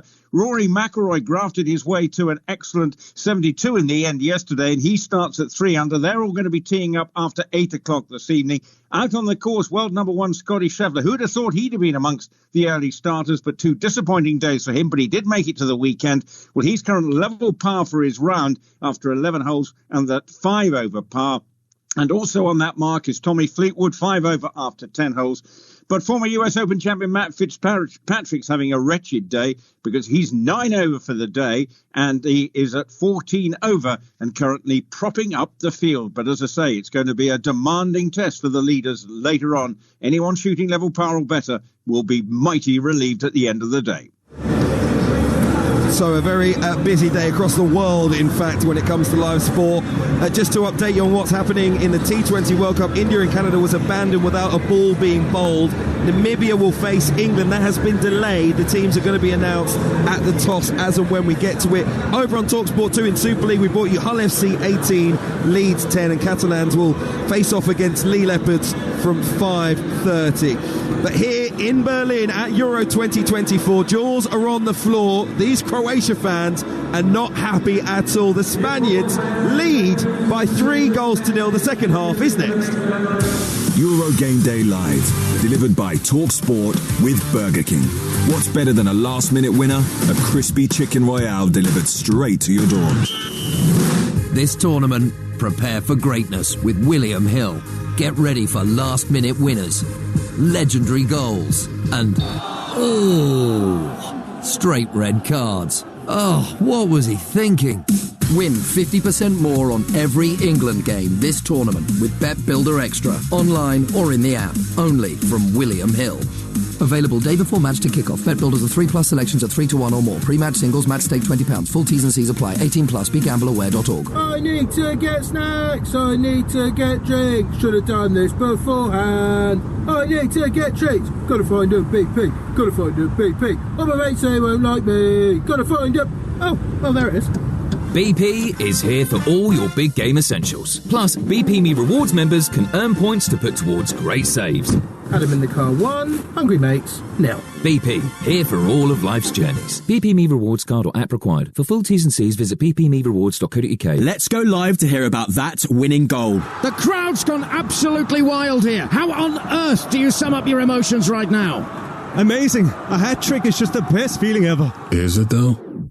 Is kicking a ball into the back of the net really better than food fulfillment from Burger King? That warm, fuzzy feeling of total food satisfaction, like finishing the last bite of a Gourmet King's Barbecue Steakhouse Angus. No. Correct. Burger King. That's food fulfillment. Get match ready with Club Card prices. Like milk chocolate Toblerone, now £2.75, down from £5.50. With Tesco Club Card, everyone can feel the to lower prices. Tesco, every little helps. Toblerone 360 grams, majority of larger stores, and 16th of June. Club Card or app required. I tell you what, Jeff, it's been some journey, but here they are, just moments away from the whistle. Absolutely, there's been twists, there's been turns, not to mention that parking of the bus, but as the clock runs down, I think they're going to make it. It goes to show that you can really handle the pressure when your tyres are performing. I'm home. Has the game started yet? Top performance. Driving home for the match? Keep your tyres in peak condition. Book today at quickfit.com or your local centre. Quickfit. Drive away happy every time. When Andre sold his car on finance with Motorway, he got more money. Ooh! He then put that extra money into tickets to follow his team around the country. Come on, lads! Selling on Motorway was completely stress-free, which is more than I can say about being a supporter of... Yes! Sell your car the more money way, where 84% of sellers sold for more. Motorway. Validated against 2 independent sources. Visit motorway.co.uk/claims. Strength comes from confidence, both on and off the pitch. And confidence starts with self-care. Upgrade your game with Dove Men Plus Care Advanced 72-hour sweat protection antiperspirant deodorant and Dove Men Plus Care 24-hour nourishing body wash. Perfect for your post-match shower. Now available in new eucalyptus and mint long-lasting fresh fragrance. Let confidence last with Dove Men Plus Care. Proud partners of UEFA Euro 2024 Germany. Euro Game Day Live on Talksport with Carling, the UK's #1 lager. 18 plus, always drink responsibly. On 1089 and 1053 medium wave, on DAB, online and on your smart speaker. Official broadcaster of UEFA Euro 2024 Germany. Talksport.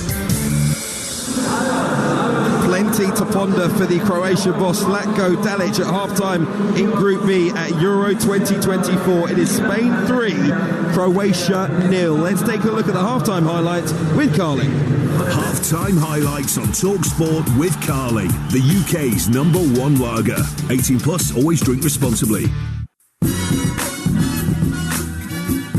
Every international tournament needs a group of death.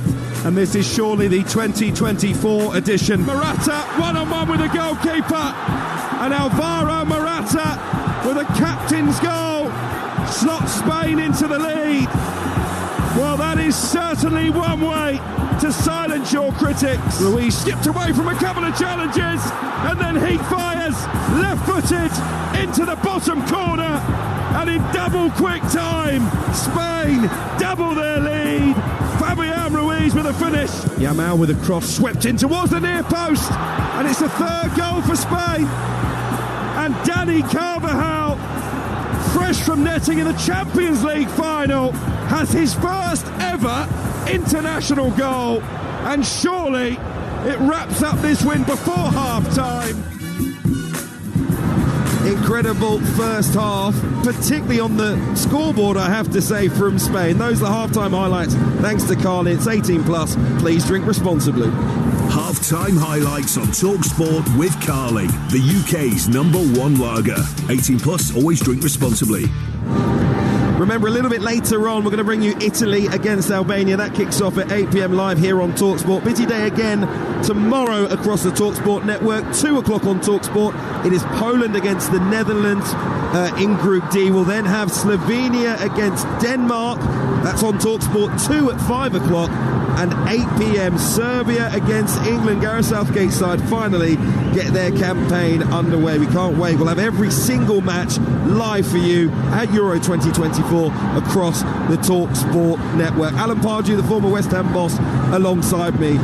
I said just a few moments ago, on the scoreboard it's incredible, because although Spain have been dominant and they've been very, very good, it hasn't necessarily felt like a 3-0 match. So they do still need to be wary of the threats that Croatia pose in that second half. You're absolutely right. I think the scoreline flatters the team in terms of Spain. But, you know,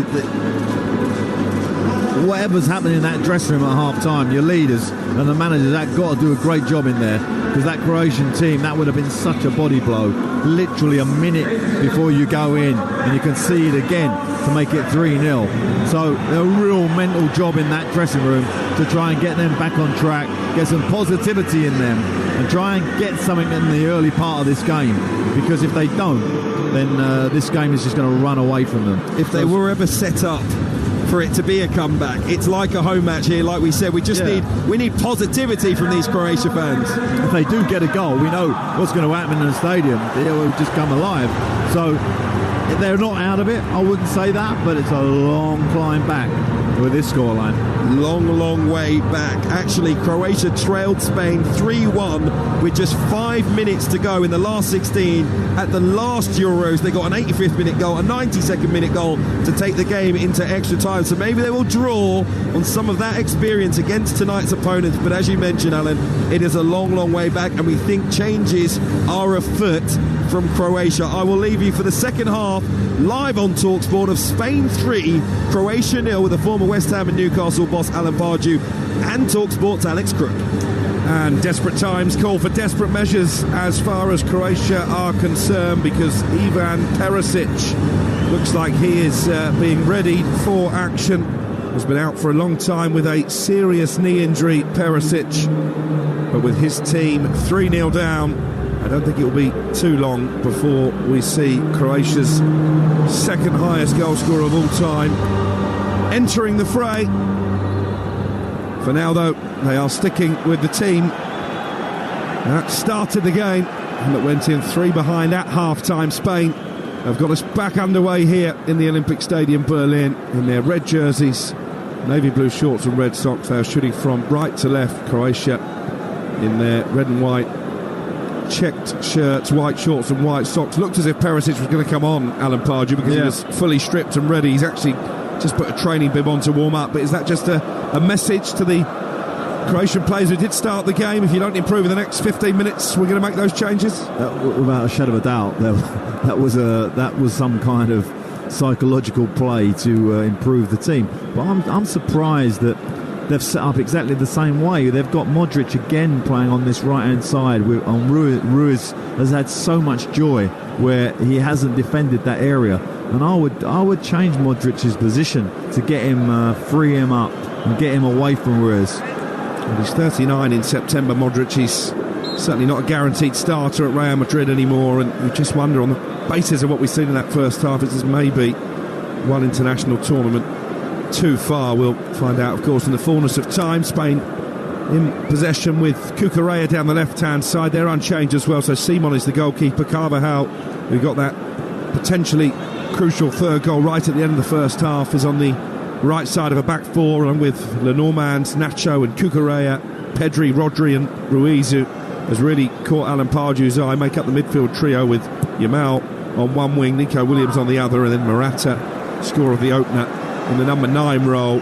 Croatia with Livakovic, the goalkeeper, Stanisic, Šutalo, Pongracic, who you weren't very impressed with in the first half, and Guardiola make up the back four. Modric, Brozovic and Kovacic in midfield, with Maya, Budimir and Kramaric the attacking three.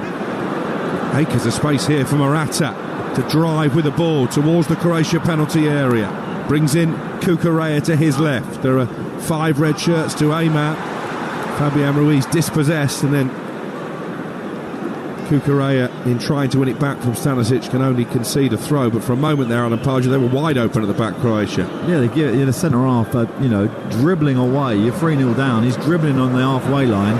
He gets robbed, and they almost get in again. I mean, the 2 centre backs for Croatia have been awful, but Pongaric, or however you pronounce that name, has been really bad. He was recalled, and I'm surprised actually to see him for the second half, to be honest. He was 18 months in the international wilderness before being recalled in November. The ex-Bayern Munich youngster now plays his club football at Lecce over in Italy.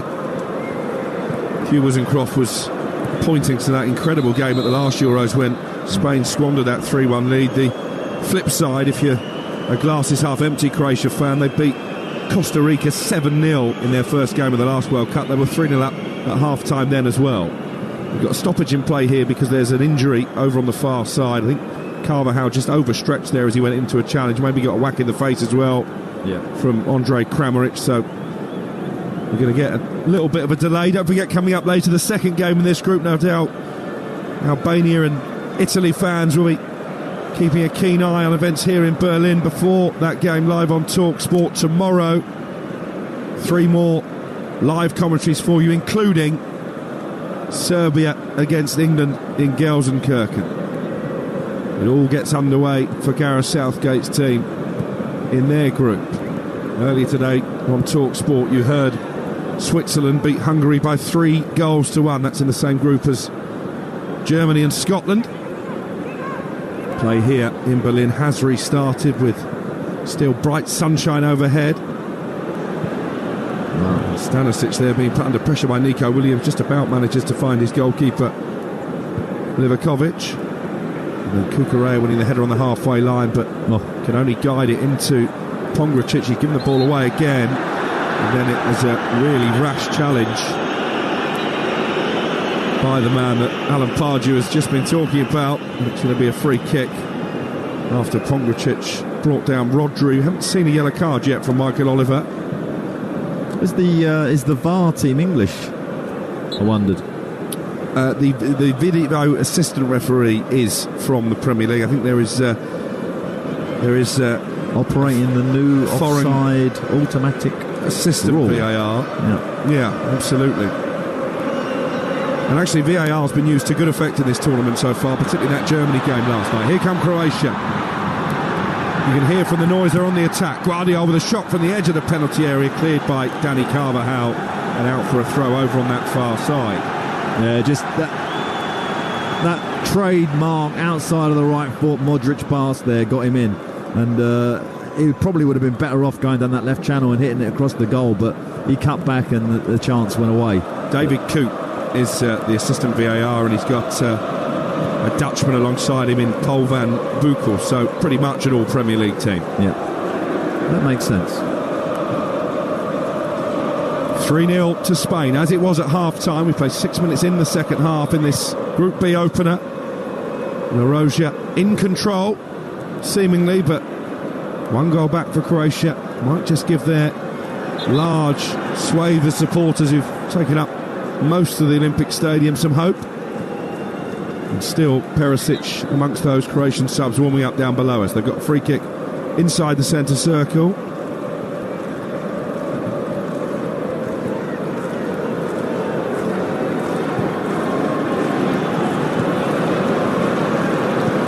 is Stanisic.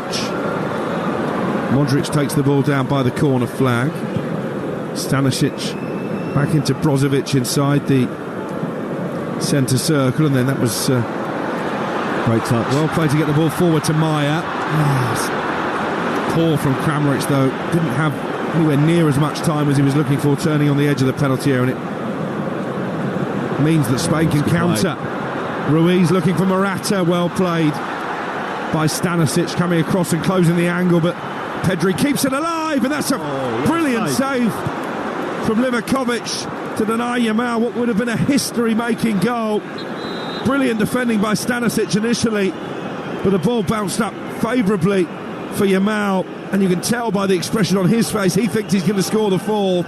It's a really smart piece of goalkeeping. Smart piece of goaling. I think underplays that. That's about as good a save as you're going to see in this tournament. He's going the wrong way in terms of his weight, and he's had to get his right hand down, a strong right hand. What a brilliant save. This spoils Yamal's day, by the way, the 16-year-old. That would have been a great headline, but what a brilliant save. You could see by his facial expression he was stunned that Livakovic has produced that quality. You don't need that. That's not. You don't need that when you're 3-0 down. A soft corner, trying to play it back to his goalkeeper. He's passed it straight behind. He shakes his head. The experienced Brozovic. That's when the fan base kind of lose heart, isn't it? It's one of those where you just go, oh my goodness me. Spain 3, Croatia 0. 53 minutes on the clock. Here is Yamal skipping away from Kovacic from the short corner routine again, and he's driven the cross all the way along the goal line almost, and again Livakovic to the rescue. He got a big hand on that, and he palmed it away from danger. I wonder if we're going to see a lot of that in this tournament. Nico Williams coming all the way across to Yamal for the corners and then playing it short, the pair of them. I mean, that's what a handful that is, them two together. Tell you what, actually, it was almost an own goal there from Morata. He flicked it goalwards, and his keeper came to the rescue. 3-0 to Spain. They're hunting a fourth here, and we are going to see Croatian changes now, and Perisic has thrown the bid back to the bench with purpose, and he will be coming on, Alan Pardew. Yeah, and he's been a class player, and he's got that hunger and that ability to perhaps give him something to get back in this game. Be interesting to see who he takes off. It won't be the centre half on, but he's just getting his final instructions. Perisic, you're not a big fan of Pongracic at the heart of the Croatian defence? Not at the moment. I'm always open, you know. As a coach, you've got to keep your mind open. It's Pongracic in possession, plays it back to the goalkeeper.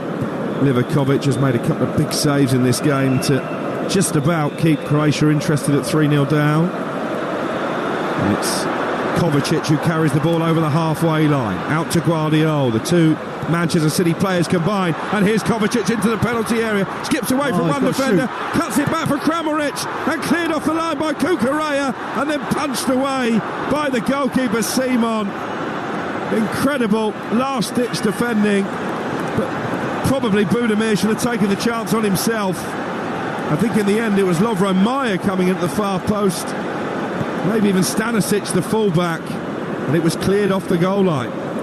Well, they've worked it brilliantly, Croatia, and they've got 2 or 3 chances to score here, and Spain are scrambling, but they've managed to get away a bit. When you know it's your day, it's a great spot blocked by Krugela there.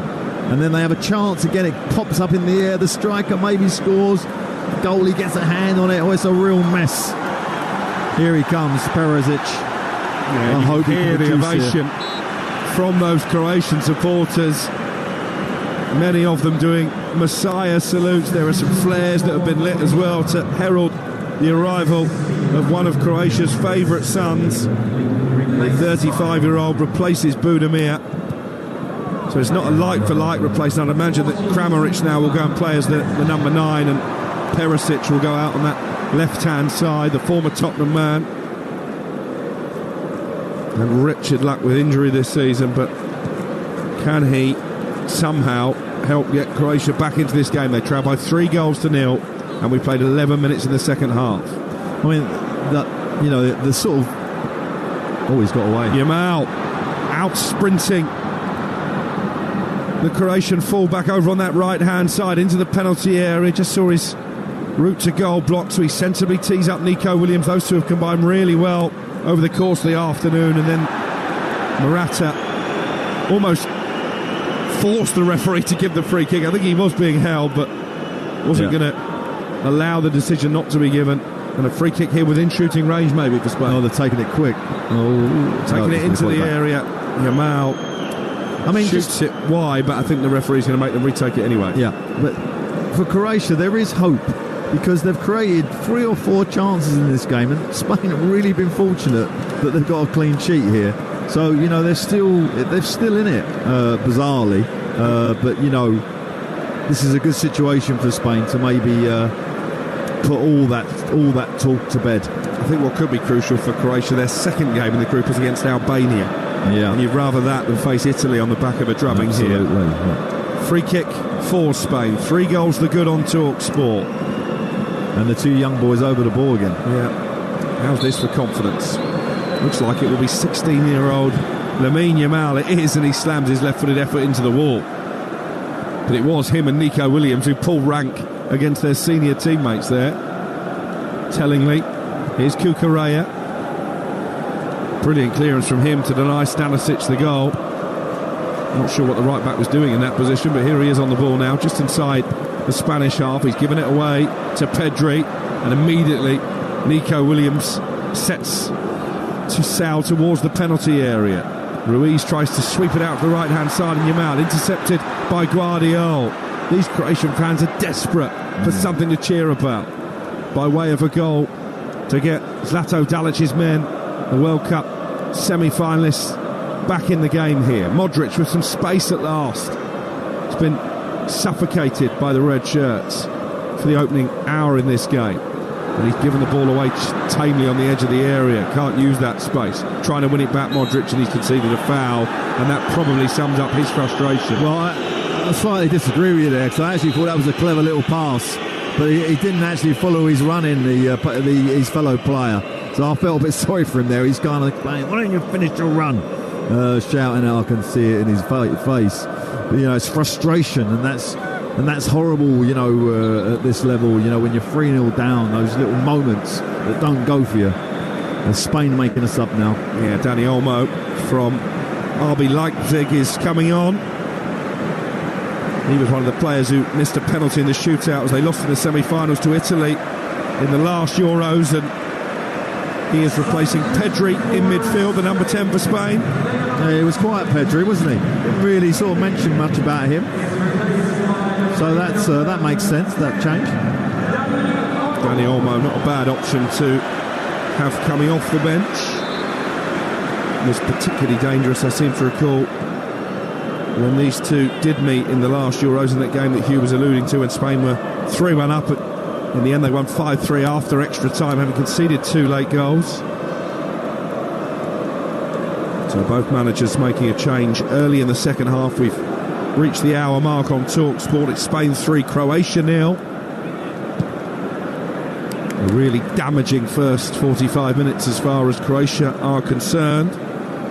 Semi-finalists in 3 of their last 6 World Cup appearances. But they have had issues when it comes to the Euros. Certainly in terms of going deep into the draw. They have the ball at the moment. Croatia with Šutalo out to this right-hand side, and Lovro Majer. Good ball forward by him, and Stanisic is running towards the area. Deep delivery from Kramaric, but calmly done by Carvajal, facing his own goal. Knew he had a Croatia player in the form of Perisic coming in behind, but he just chests it back to the goalkeeper, Simon. Yeah, used all his experience there, and nice moment when you be as calm as that.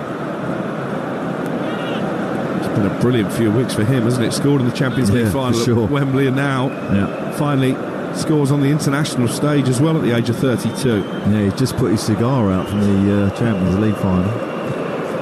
Here's Kukureya raiding down the left for Spain. You sense they feel there are still more goals in this for them, particularly as Croatia commit bodies forward in search of goals.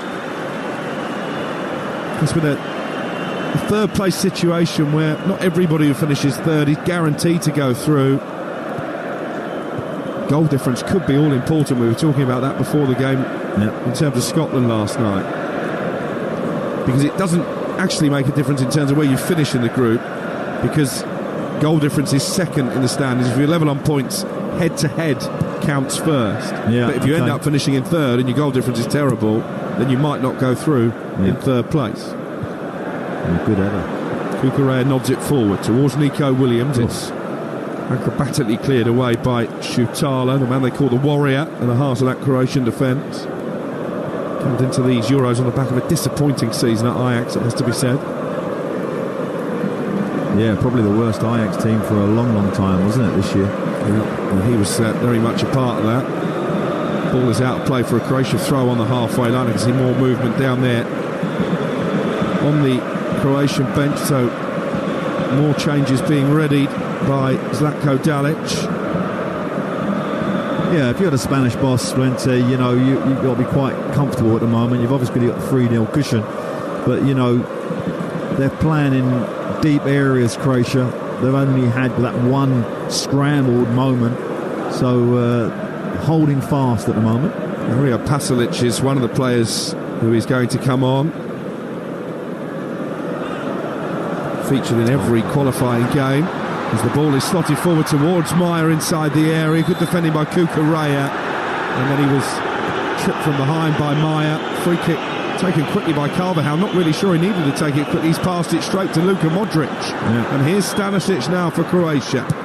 Kramaric with a low cross, cleared away, this time by Nacho. Throw in for Croatia, level with the Spanish penalty area. Oh, great feet. And the ball dinked towards the far post. Not a convincing header this time from Carvajal. Straight to Perisic, who couldn't get the ball out from his feet quickly enough, and under pressure from Yamal, goes back towards the halfway line. Well, changing of the guard there, Yamal up against him. One great left-sider against the new one.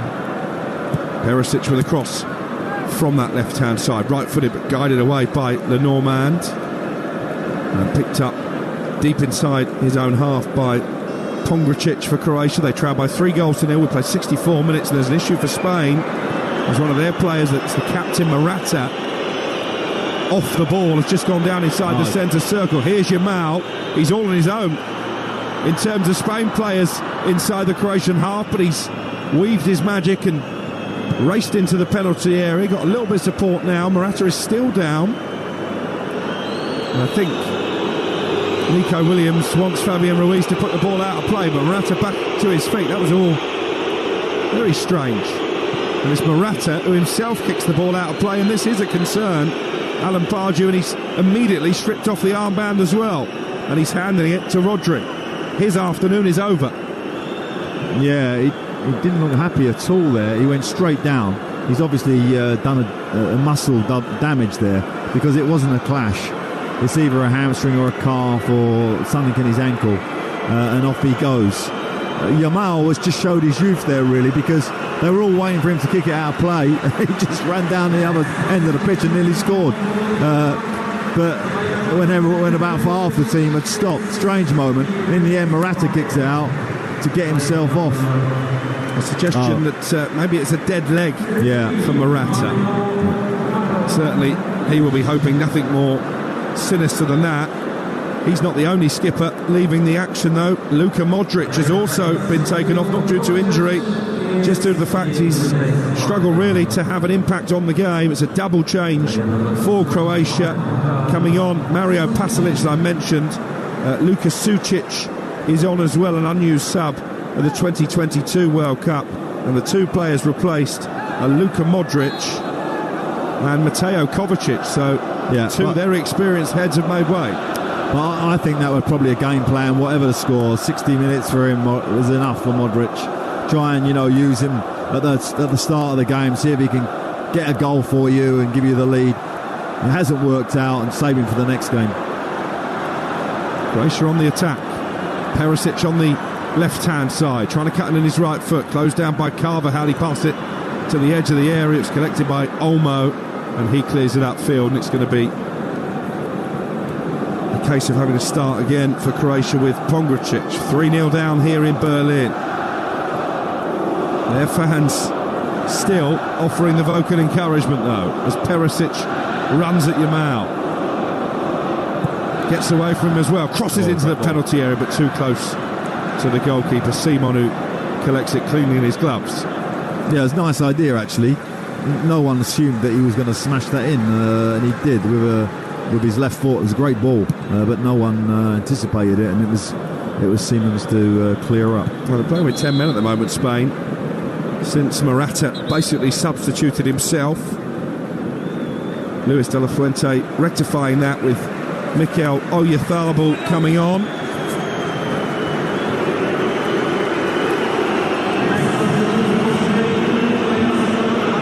And we're also going to see Nico Williams being given the rest of the afternoon off.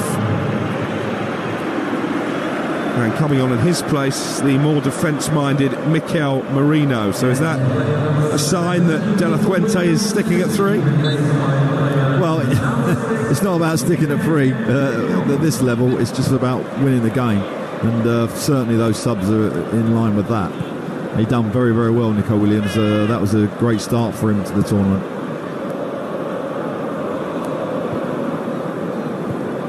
Here is Dani Olmo for Spain. 3 goals to good with a quarter of the match remaining here on Talksport.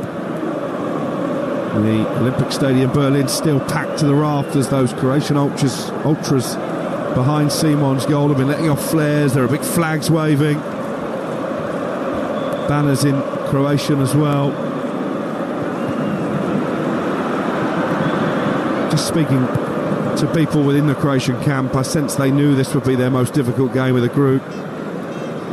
That one against Albania in their next match becomes really important now ahead of a showdown with Italy, the holders in the final round of fixtures. I was going to say, did they think the Italian game would be easy? I don't know about that.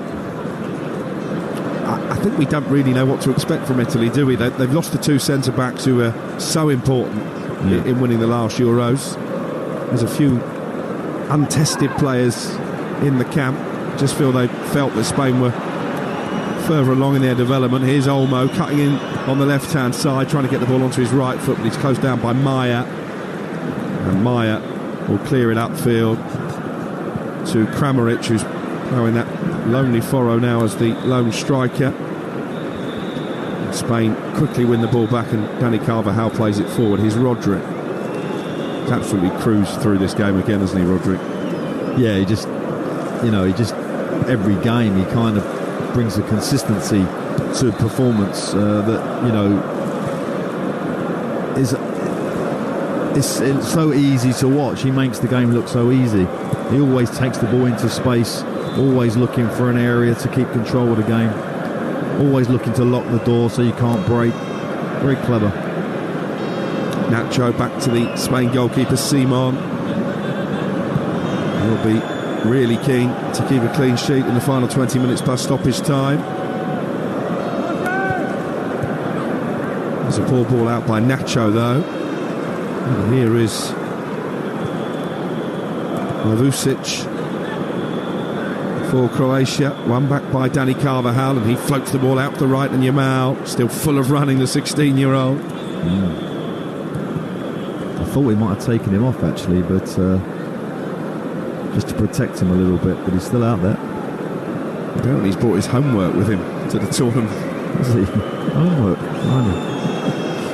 That's how young he is. That's how old he makes us feel as well, watching from on high. Kukureya down the line to Olmo. 15 yards or so inside the Croatian half. Now Rodri wearing that bright green captain's armband, out to Olmo again. He's away from Stanisic. Olmo tried to play it forward, and it's collected on the edge of the Croatian penalty area by Šutalo. Nice skill. Neatly done in midfield by Croatia. Ball played out to the right back Stanisic, who had that golden opportunity to make it 3-1, cleared off the line by Kukureya. That's as close as Croatia have come in this second half. Again, though, they have had 3 or 4 big chances, and I wonder if that will be a concern for Spanish supporters, that when they come up against more potent attacks, that defence is gettable. Yeah. Ball chipped forward into the penalty area, looking for Ivan Perisic, but well dealt with by Rodri, nods it back to his keeper. If he was an opposing manager here today, looking at the opposition, and if I talk about Gareth or Southgate or manager of Italy, you'd definitely assume that you're going to get chances against Spain. They'd give you the opportunity to think that putting pressure on those that back four, and you're going to create chances. So not perfect day for Spain by any means, but certainly across the front and in midfield, where Ruiz has been terrific, they've been very good, and I'd say that's their strength. I don't think that back four is a real potent part of their team. And is that what you had in mind when you said before the tournament, before the game kicked off, that you didn't see either of these teams really going all the way? Exactly, and I still think that the two young players who have been good today, they have been good. Yamal and Williams, they're going to show inconsistencies, and when the big games come and back fours are much more disciplined, they won't have so much room. It might be a lot more harder for them. Here's Perisic down the left-hand side, deep cross to the far post. It's nodded down inside that Spanish penalty area. They've got plenty of bodies forward in this attack. It's a low ball from Sucic that great play. Didn't reach his intended target, and then Rodri calmly jinks his way past the challenge and plays it into the centre circle, and Spain have the ball back with Yamal. Croatia made another change, by the way. Bruno Petkovic, a key man for Dinamo Zagreb, tall centre forward, has come on. Andre Kramaric this time replaced. That's 4 changes that Zlatko Dalic has made in the second half to try and change the course of this game. They trailed by 3-0. We've played 74 minutes in Berlin. Good pass. Yeah, lovely ball forward by Nacho, and Olmo's got space to run into. He's got Cucurella to his left. He comes infield though. Dani Olmo gets the shot away, it deflects, and took any sting out of it. Easily collected by Livakovic, the goalkeeper.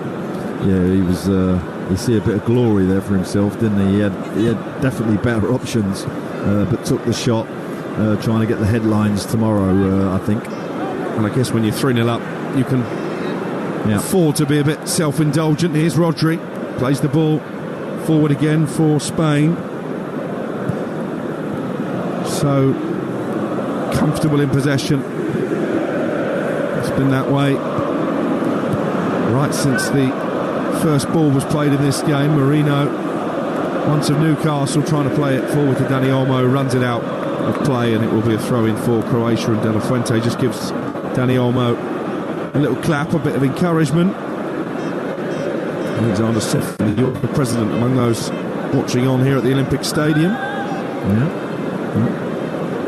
This is tournament. Will it be Spain's tournament for a 4th time, you wonder? I mean, we've alluded to it already. You didn't fancy them before the game to go too deep. Have you seen anything today that would change that opinion? Not really. I don't think so. I think it's been a game with two teams that, they're good teams, both good teams. Spain, obviously, a lot better today than Croatia, particularly in midfield and at the top of the pitch. They've been much more potent, and they thoroughly deserve to win this game. But I'd still be surprised if one of these ends up with the trophy.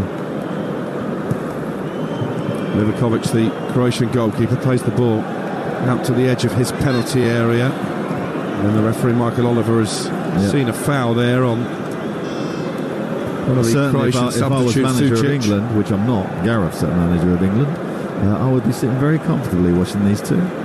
Fancy us against these. What about Germany last night? Yeah, no, that's a bit more of an issue. So, comfortable win so far for Germany, for Switzerland against Hungary earlier today on Talksport, and for Spain here. And we was just saying, wasn't we, 13 goals in 3 games in the start of a championship. It's unheard of, really. And you say that rule change of the 3rd place, going for a win might have something to do with that. Because basically with one win you would fancy your chances of certainly finishing in the top 3, and therefore claiming one of those best 3rd place positions. So lovely ball swept out to the Croatian left hand side, and here's Perisic with a cross, and again it's too close to the goalkeeper, and again Ivan Perisic is frustrated with himself. He's looked at times like a player who's not played much football in the last year or so.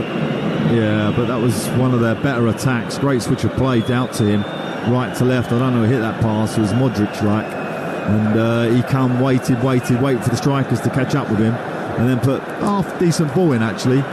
So a bit unlucky there, I thought. I think it was Mario Pasalic who started that attack. Here comes an attack at the other end, but the offside flag immediately goes up as Yamal races away. I mean, the one thing you do know about Yamal is, I mean, he has got lightning pace. I haven't seen pace quite like that in a forward player for a long while. He really is electric. If you give him room in behind, you're going to be in trouble. Stanisic here for Croatia, 3-0 down with 14 minutes to go. No further goals in this second half to add to the strikes from Morata, Fabian Ruiz in quick succession, and Dani Carvajal in the first half. The goalkeeper's been robbed of it, and here's an opportunity for Croatia. And it's going to be a penalty, and Rodri escapes with a yellow card. Well, this is a catalogue of errors as far as Spain are concerned. Simon caught in possession inside his own penalty area, and it looked like it was going to be a tap-in. How can it be a yellow? He's literally got a tap-in, and he's fouled him.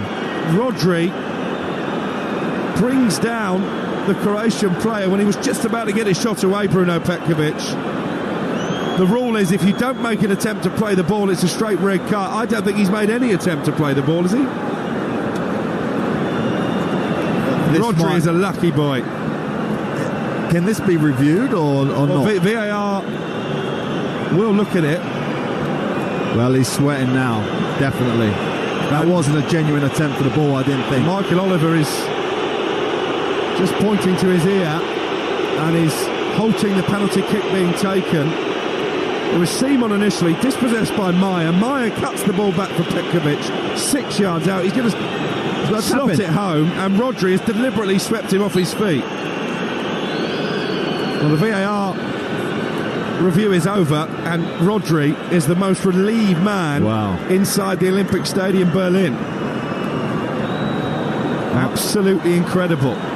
Controversy for the Premier League referee Michael Oliver. And that would have changed the game. I mean, if he scores and they're down to 10 men with what would we have, about 12, 15 minutes left with injury time. Wow.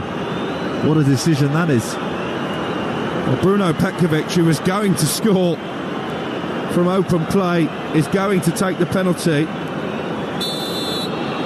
up against Unai Simon, the Spanish goalkeeper.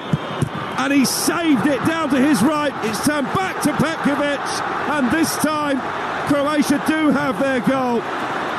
Bruno Petkovic, having seen his penalty saved when the ball from the rebound was cut back into the 6-yard box. He didn't make the same mistake twice. Petkovic scores, and is that the start of a stunning late Croatian comeback? 3-1. Well, I mean, that amazing game they had last time, and here we go. What have we got? Like, on the clock, 10, 12 minutes, maybe longer. Great save, by the way, from the penalty. He looked like, to me, that he'd gone in the box, and maybe they're looking at this. He may be encroaching. He was fast for that knockdown. It's going to be tight. I've not seen a replay yet. Have you had a chance to cast your eye? Yeah, it's like he is in the box, but there's like 2 or 3 in there as well with him. I'll tell you what, I said Michael Oliver wanted a quiet afternoon. That's all gone out the window in the last couple of minutes, isn't it? The decision not to send off Rodri, and now VAR are checking to see if there was encroachment before Petkovic put in the rebound, having missed the penalty.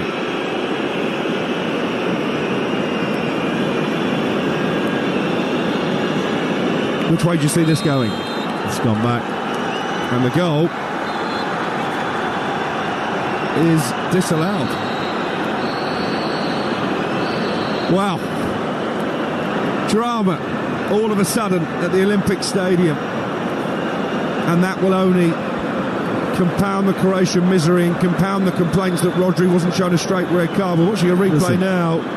It's so tight, Alan. Yeah, and let me tell you, right, when people talk about football management and breaks going your way, well, Croatia They've had that scramble before where they should have scored. They had chances before they scored, and now they've not had a guy sent off and scored from the penalty. Well, it's just amazing luck Spain have had to hold on to a clean sheet here. So it is still 3-0 to Spain, and we've got 8 minutes plus stoppage time to go, but all of a sudden the wolf whistles from the Croatian fans. The atmosphere has just turned a little bit inside here. Yeah, they feel aggrieved. And you know, they say, you know, if you've got a yacht, Croatia is the best place, right, for it on a yacht. I suggest Michael Oliver doesn't get on his Premier League yacht, go somewhere else, maybe a Mallorca or something. And it had to be a red card, didn't it? Well, I thought so. That rule is genuine attempt. Oh, now there's my a foul friend again. A foul at the other end after Pongracic took a real chance there. He was caught in possession by Oyarzabal. And the referee comes to his rescue. 3-0 to Spain. It's all happening on Talksport. At the start of this Euro 2024 tournament, every game live either here on Talksport or over on Talksport 2. This is a new initiative from UEFA. The message on the big TV screen: VAR review, indirect free kick, attacking player number 14. That's Perisic encroaching as the penalty was taken. So at least the fans inside the stadium know exactly why the goal was ruled out. Well, that's a step forward. That is definitely a step forward.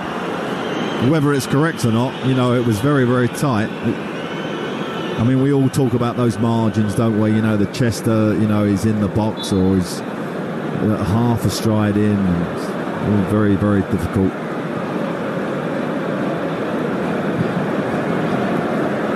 Spain still have that 3-0 lead intact, and we have only 7 minutes to go. Confirmation on the big screen of Rodri's yellow card. Yeah, but that's probably the best yellow cards he's ever had. Goal-saving challenge. And it would have set us up for a grandstand finish, much like at the last Euros when these two met. Here's Olmo into the penalty area at the other end, dispossessed. And Croatia will look to come forward quickly with Stanisic down their right-hand side. Well, that's a neat little ball forward. Well played there by Bruno Petkovic, who has made an impact since coming on. He switches the play out to Perisic on the left. Could be a chance here for Croatia. Perisic into the penalty area, gets his shot away. Well blocked by David Ruiz, back doing his defensive duty. And then a shot comes in from a long, long way out, and it was Perisic again, I think, and Simon didn't gather that cleanly the first time of asking. Yeah. And now Rodri is down and looks like he's got an injury issue. Well, Simon has not had, you know, he's had a strange day. He's made a great penalty save, but he's at fault, you know, for that whole situation where he's dwelling on the ball. He takes so long sometimes in possession at his feet, and he hasn't been convincing, nor is the back four really of Spain. But how they've got a clean sheet and ending up winning this game 3-0 is slightly fortunate. Do you know what is funny? You've not been impressed with Spain today, despite the fact the scoreline suggests it's been a very convincing victory. I remember we had the same conversations after they beat Costa Rica 7 at the World Cup. Stuart Pearce was the co-commentator that night, and he said they've got no chance of winning this tournament, and in the end they crashed out early. Well, you know, I don't know. I mean, obviously, I'm not going to cross Stuart Pearce in any shape or form. I'm guessing we might have the same eyes. But you can never tell because, you know, the first game in the tournament is slightly delusional sometimes. You can get a different view of a team. All I would say today is this Spanish team do not convince me at the back at all. And I can't see a real leader there. And if Rodri had got sent off there, that would have given him a massive problem because he fixes so many holes. Like he did just after the first goal. He gets in those little pockets and shores things up. But you can't say it's not been a great day for Spain because it has. But they have rode their luck today. And now Yamal goes off, and that's a great performance from a 16-year-old. Wow. Yeah, history maker, youngest ever player at a World Cup or European Championship. And he certainly has grasped the occasion. Lamine Yamal making way for Spain, part of a double change. Rodri did go off injured there and passed on the armband, and because of the weaknesses in their back four, they can't afford to be without him for too long in this tournament, I would suggest. Ferran Torres, one of the players coming on there, the former Manchester City man, yet another former Manchester City man, and Martin Zubimendi, who I know is high on Arsenal's list of summer transfer targets. They call him the new Xabi Alonso, currently at Real Sociedad. He's on as well for the final 4 minutes plus stoppage time. 3-0 Spain lead. I'm trying to think who's got the armband on. Can you see who's got the armband on? I think it's Danny Carvajal, the right back. That makes sense. There's 3 different captains for Spain in this first game of the tournament. And the quiz for you. Morata and Rodri both being forced off through injury, so slight negatives there for Luis de la Fuente. The Spain manager, who's still down the edge of his tactical area. Most of the pitch now is covered in shade. Just the sun creeping in from that famous gap in the stands away to our left-hand side. And it's Croatia who have the ball, but I think they know now that missed penalty, the rebound ruled out due to encroachment from Perisic, probably killed off any forlorn hopes they had of coming back into the game. Yeah, I'd have thought so. Here's Marcelo Brozovic for Croatia. We've seen a lot more of the ball in the second half than they did in the first, but maybe that's as a result of Spain being content to just sit a little bit deeper, having got that third goal right on half-time. Oh, without a doubt. They haven't really shown too much ambition in the second half. And quite right when you're 3-0 up. You can just pick them off, on the break. They're doing that now. Oyarzabal out to the right-hand side. Opportunity here for Torres, and he crosses it against Alan Pardew's big mate Pongracic, and is out for a corner. It wasn't him, actually. It was good defending. I knew it wasn't him. Who was the number 3? The number 3's Pongracic. Oh, it was. You're not a fan of Shutalo either, I don't think. Either of the centre backs. Mixed up now. Both have had days to forget. Well, it was those two who allowed Morata to run in between them for the opening goal that set Spain on their way to this comfortable win. 3-0 with 90 seconds of normal time to play in Berlin. Corner swung in from the right-hand side for Spain. Carvajal looking for his second on the afternoon, only his second ever international goal. Couldn't meet the header, and it's cleared away. Picked up by the mop-haired Cucurella on the halfway line. Cucurella sensibly just shuffles it back to his goalkeeper Simon. His clean sheet still intact. It was a good save actually from the penalty down to his right. Yeah, obviously we maybe didn't make as much of that in the drama that followed. And I actually think, I wonder if that got reviewed, whether he moved, because he got a clock there far too quick for my eyes. He's a towering presence in the Spain goal, keeping Arsenal's David Raya on the bench. Free kick here for the Spaniards for a foul on Nacho just inside Croatian territory. They're still attacking that goal away to our left. 68,844 inside the Olympic Stadium, Berlin. Yeah, 50,000 of them, we're told, of Croatian persuasion, certainly making their way here on the metro.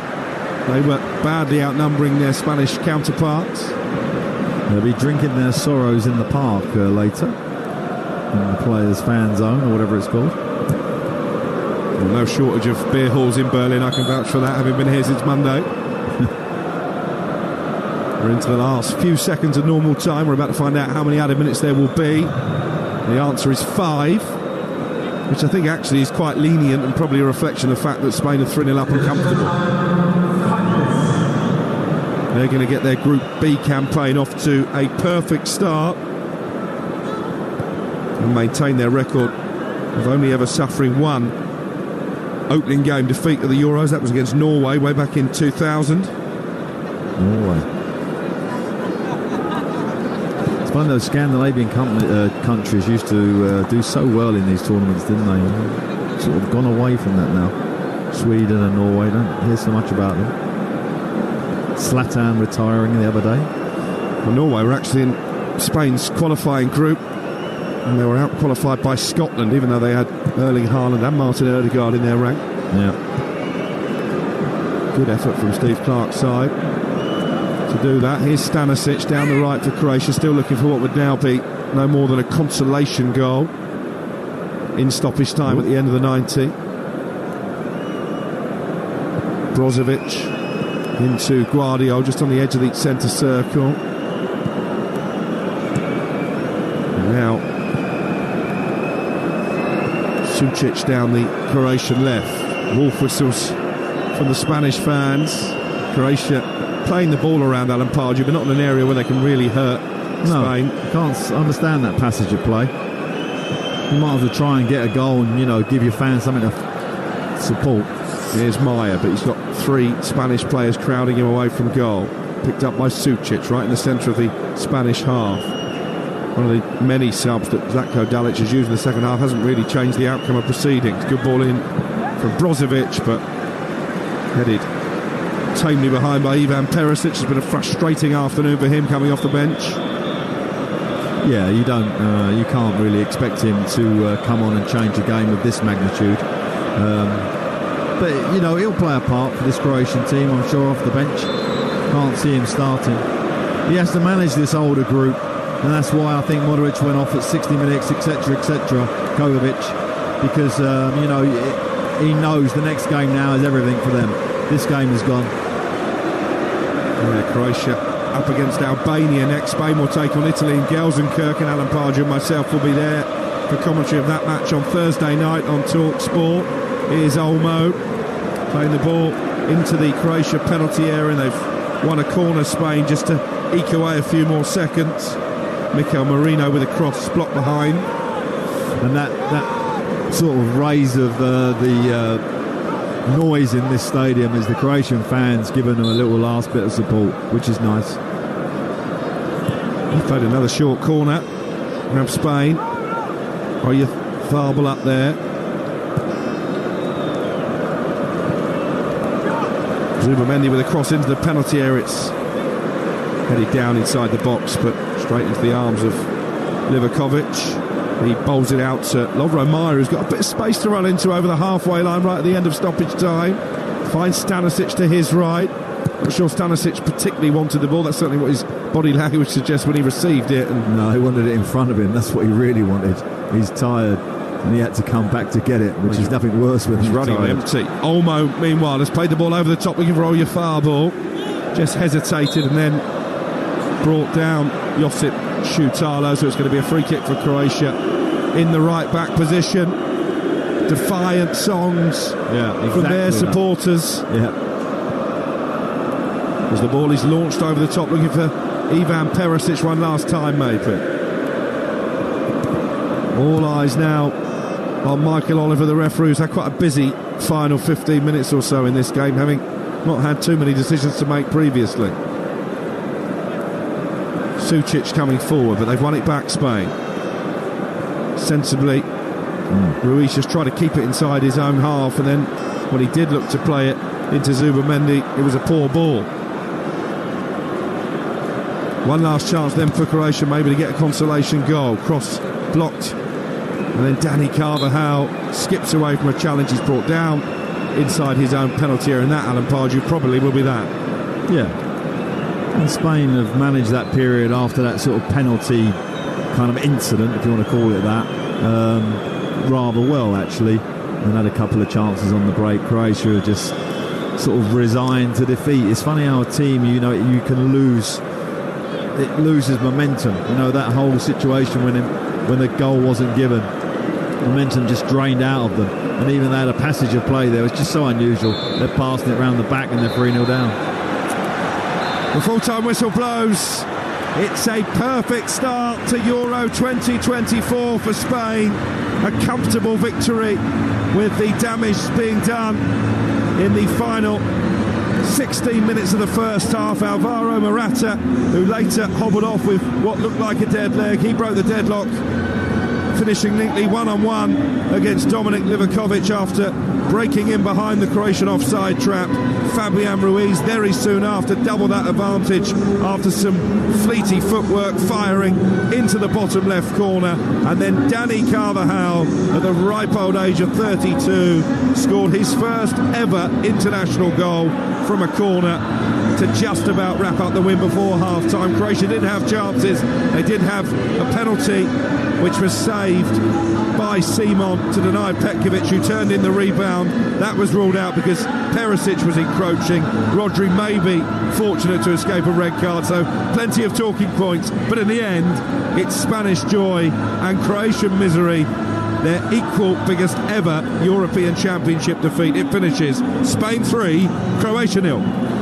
Well, there are hugs all round from the Spanish camp, including a delegation when it comes to the dugout for the Spanish side. Not so many on the Croatian side of things. Not that they've got anything to celebrate, as all the Spanish players now go away to the corner.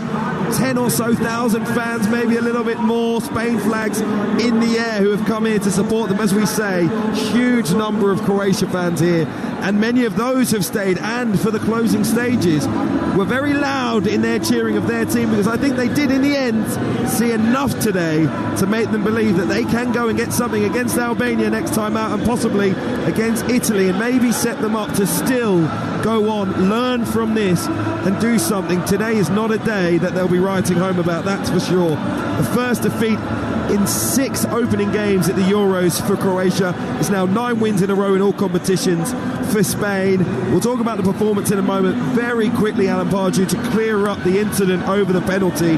I think it is absolutely a nailed-on red card for Rodri. It was a clear trip on Petkovic. Stuart Atwell, the main VAR today. David Coop was assisting him alongside Dutchman Paul van Bokel. Michael Oliver, one of our own, out there in the middle of the pitch. And I've got to say, and it's not a shock to me, that we had 3 English officials involved in making what was, for me, a terrible decision. I don't know if it would have changed the result. It would have been a long way back still. Yeah. But Croatia would have got on the scoreboard, that's for sure, had they put it into the back of the net and the penalty not needed to be given. In the end, the penalty was awarded. If Rodri had been sent off and it was scored, we could have had a very different ending. Yeah, and you know, it's always like, I always think these decisions, the first thing in your mind is usually the right thing, right? And when Rodri made that tackle, you knew he was trying to stop him. He weren't trying to play the ball, he was just trying to stop him scoring. So it's a sending off. He's come through the back of him. That's what should have been given straight away. It should have even gone to VAR. But having given straight the yellow card to get to sort of say, oh, that's what my statement, then the VAR should have corrected it. So 2 errors on the English guys there, in my opinion. And Rodri should be off the pitch. But this for Spain is a great start. You know, their young players have done very, very well today. I thought Ruiz was particularly terrific in midfield. He did have a little bit more space because Modric was his side, so that was understandable, but he made good use of it, and it's muy bien for Spain. Very good. They are absolutely delighted. Anyway, for you, that Croatia can pick themselves up from here, did you see enough to take some positives out of it? Not with that back 4. They just made too many errors today, and actually even towards the end they were taking risks, and you can't do that at this level. And before, when I've watched Croatia, they've always been so super strong at the back. That's always been the bedrock of their team. Possession, strong at the back, nick a goal. That was been Croatia for the last sort of 8 years. But today, that back 4 didn't look anywhere near good enough. You're absolutely right, Alan. Miles off it, the Croatian defence, and soundly beaten here this afternoon by 3-0. Up next for Croatia, mark your cards, Wednesday afternoon, live on Talksport 2. They will face Albania, and then on Thursday night, live on Talksport. What a game! Spain against Italy. Spain against Italy. Remember, Albania against Italy, also in this group, is coming up next here on Talksport. Before we get there, let's take a look at the King performance, thanks to Burger King. King Performance on Talksport with Burger King. Bring home the ultimate food satisfaction with the Gourmet King's Barbecue Steakhouse Angus. Order your Burger King delivery now. So, Alan, who have you gone for your performer of the game, your King performance? Well, as I say, I'm going to give it to Ruiz today, because I just thought his all-round game and his goal was terrific. Was a little bit of a surprise to me, you know, in this Spanish team, in that midfield. I didn't expect him to be the one that stood out. So fair play to him. He's had a great day, and he would be my choice. Okay, Alan Pardew, thank you very much. That was our King performance pick in association with Burger King.